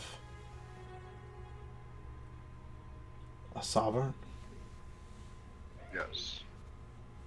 Araldi. And has he ever... Have you communed with your circle? To a degree. Again, I am not a Myconid per se. They took me in and they found me. I am But- singular. But your sovereign, have they had visions and shared them with you? Yes. Then you know and understand of what I speak. Yes. Although I do not have that ability myself. I have some knowledge of it.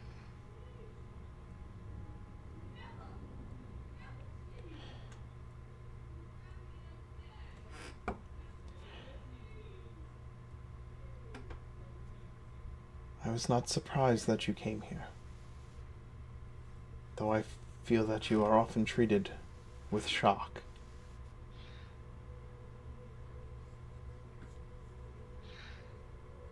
I have grown accustomed to it. And it does not happen as often as one would expect.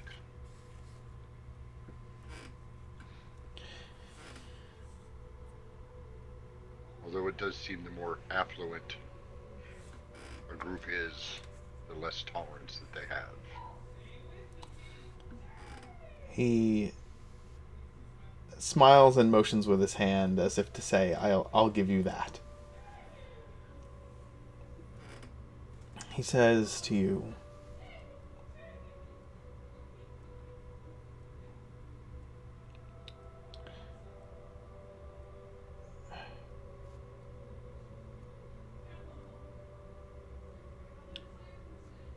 I was once a seer. Several hundred years ago.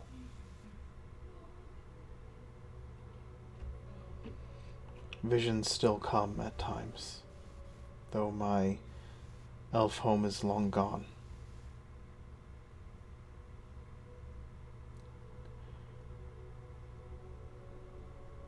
Do you not visit the one in the forest near Drayden? He smiles. It has been a long time since I have left Geneva. I am needed here.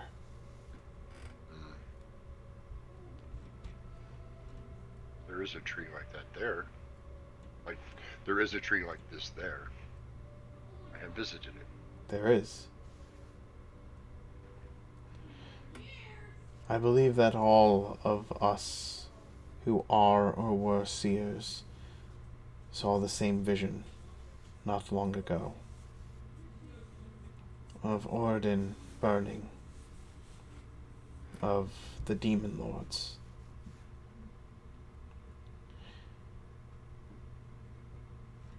If you seek a feather of Nadara for this ritual, I can tell you that there is one on this plane of existence. That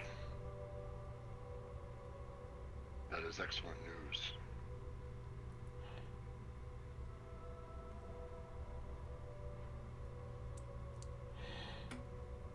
By your hesitation, I assume it is not in a safe place? I hope it's still in a safe place.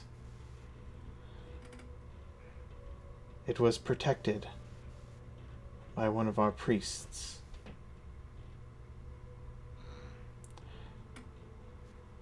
She hides.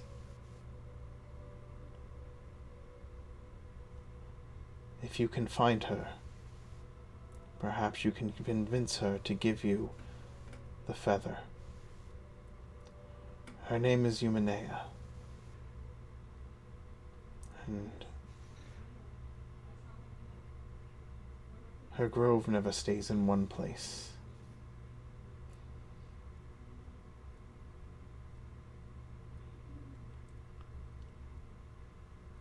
That will be difficult to find. Are you able to contact her? I have not been for some time. But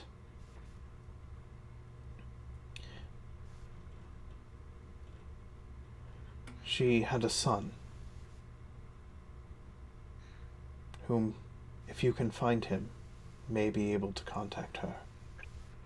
He is also a druid of Nadara. His name is Ricanian. And you say you come from the swamplands to the south. Yes.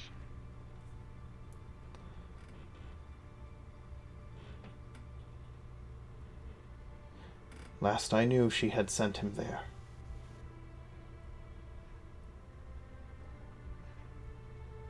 Hopefully he's moved on from there. That is entirely taken over. You've met him, Rick. It's Bunny Rick. Oh, it's Buddy Rick?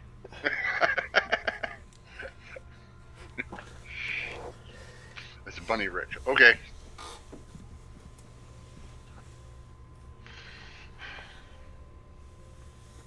Does Sarani know this? Did Sarani put this together? Oh, yeah. He introduced himself as... well, I think he introduced himself as Rick. But Yes, I he think you can put two and two together. That a druid of Nadara named Ricanian, Ricanian. an elven druid of Nadara who was sent to the swamplands some time ago. Okay. So Sarani's going to look at him and goes, does he have a propensity for bunnies? There was one on the family crest. Yes. No. And I have met this person. I know where he is. He is with my circle. Then Nadara does as she does. All things connected. That is true. And for your service, Sarani reaches into his chest, pulls up another small piece, opens his hand and goes, do you recognize this? The druid takes it and says, I've never seen one, but I understand what it has come from.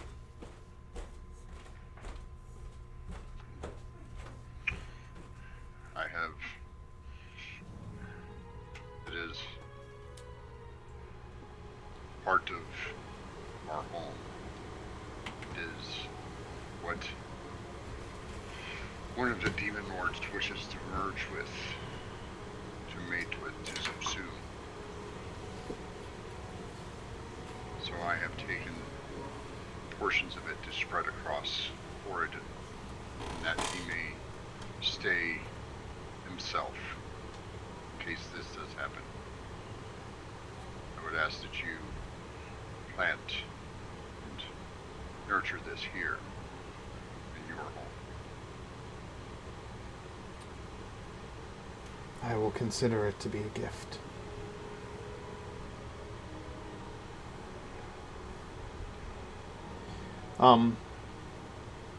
After your various jaunts,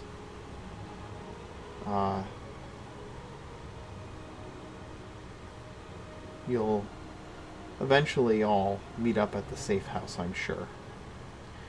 Visir and Luna, I will tell you of the nature of your visits to the other two priests at some point, but I think we are going to end it here for tonight.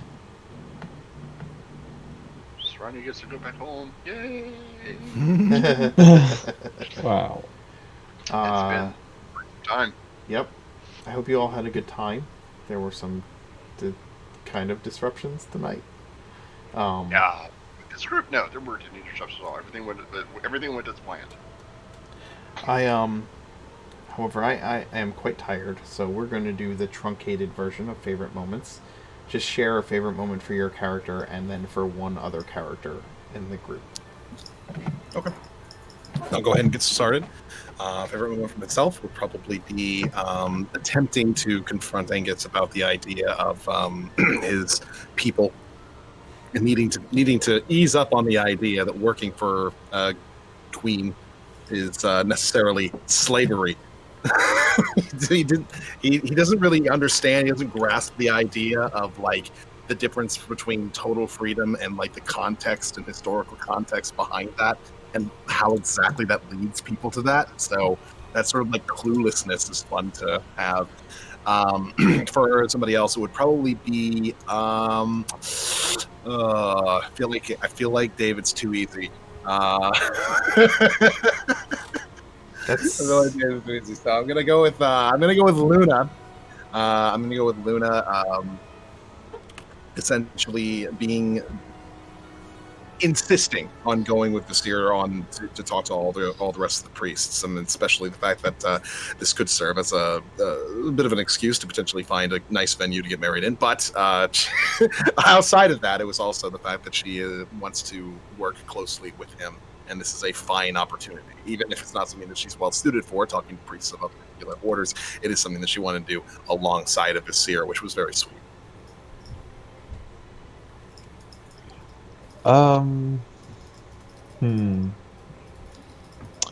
Favorite moment for me, actually for like also for Visir, showing his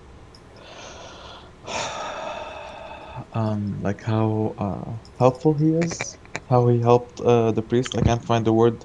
It's 6 a.m. I'm sorry. It's okay. Like how positive he was with the priest, given the current situation. And Turan's whole last part was kind of cool.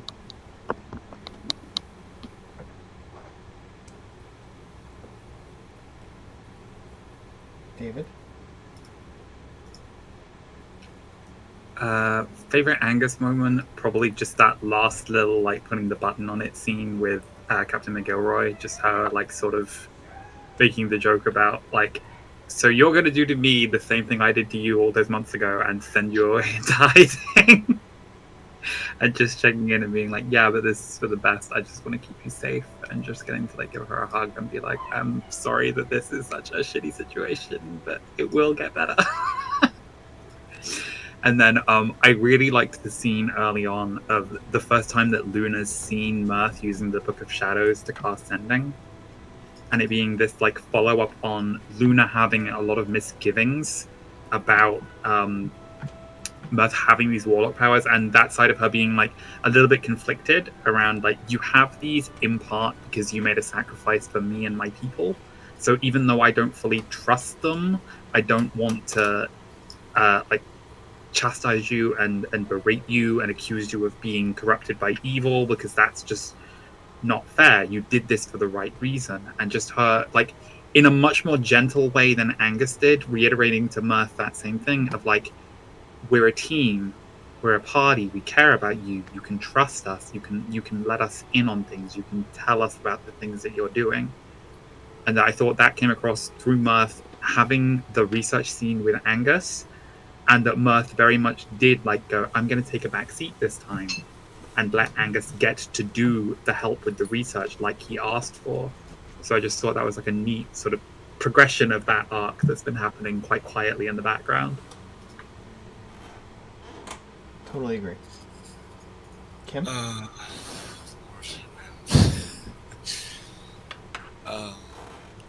It's scrapple for memory right now. You're very quiet. Yeah. Don't want to wake up your parents? Yeah, that's one of my driving motivations right now.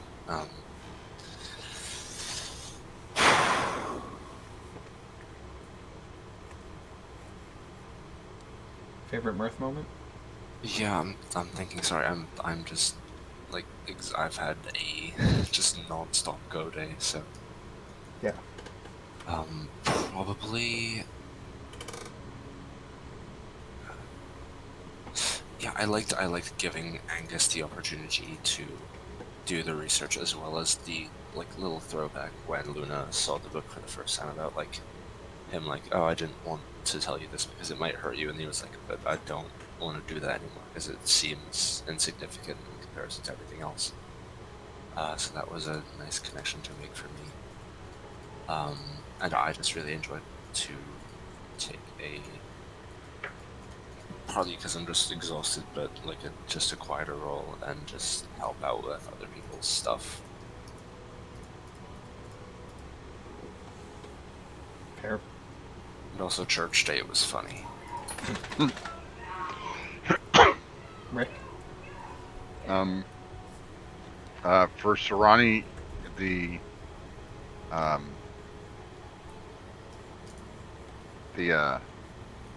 interaction with the druid was really, really good. Like, I like Serani being able to, you know, on his own, finally be able to, like, you know, contribute to the research and development of the ritual, when mostly Serani's like, there it is, let's go get it. There it is, let's go get it. You know, kind of single-minded, and this time Serani's more like, oh, okay, here's the deal, here's, you know, and trusting in the elf, even though it's not, you know, as good for him as he would like. Like, if this guy was an orc, he'd probably feel much better about it.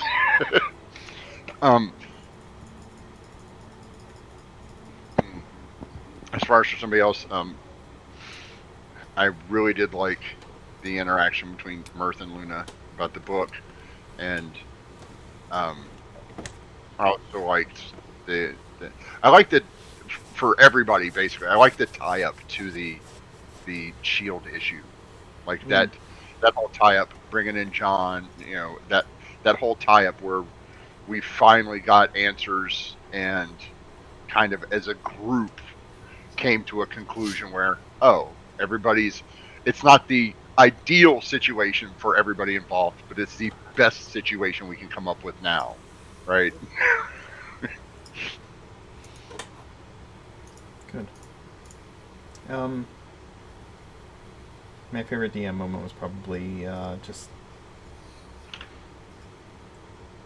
starting to try and tie things together towards the end, and let you guys, like, give you guys some pieces of information you've been hunting for, pointing you in the direction of some of the other things that have been happening in the world that relate to what you're doing. That's probably my favorite thing to do tonight. Yeah, for me, I will take the easy route, and your story about Captain Eight Blades and how the sun got its name was just like perfect. So incredibly enjoyable, just seeing the development of a little bit of backstory, not just for Angus, but for where Angus comes from and the crew. So yeah.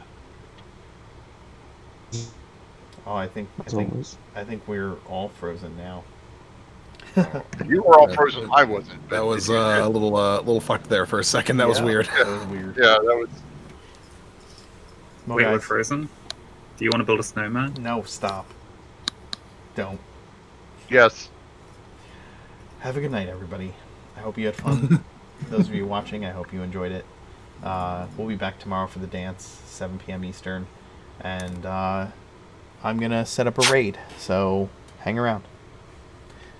Go ahead, Rick. Say it. Hey, don't forget if you're watching on YouTube, don't forget to like, subscribe, hit the notification bell so you can get notified whenever a new video goes up, and don't forget to share it with your friends so they can watch all the craziness.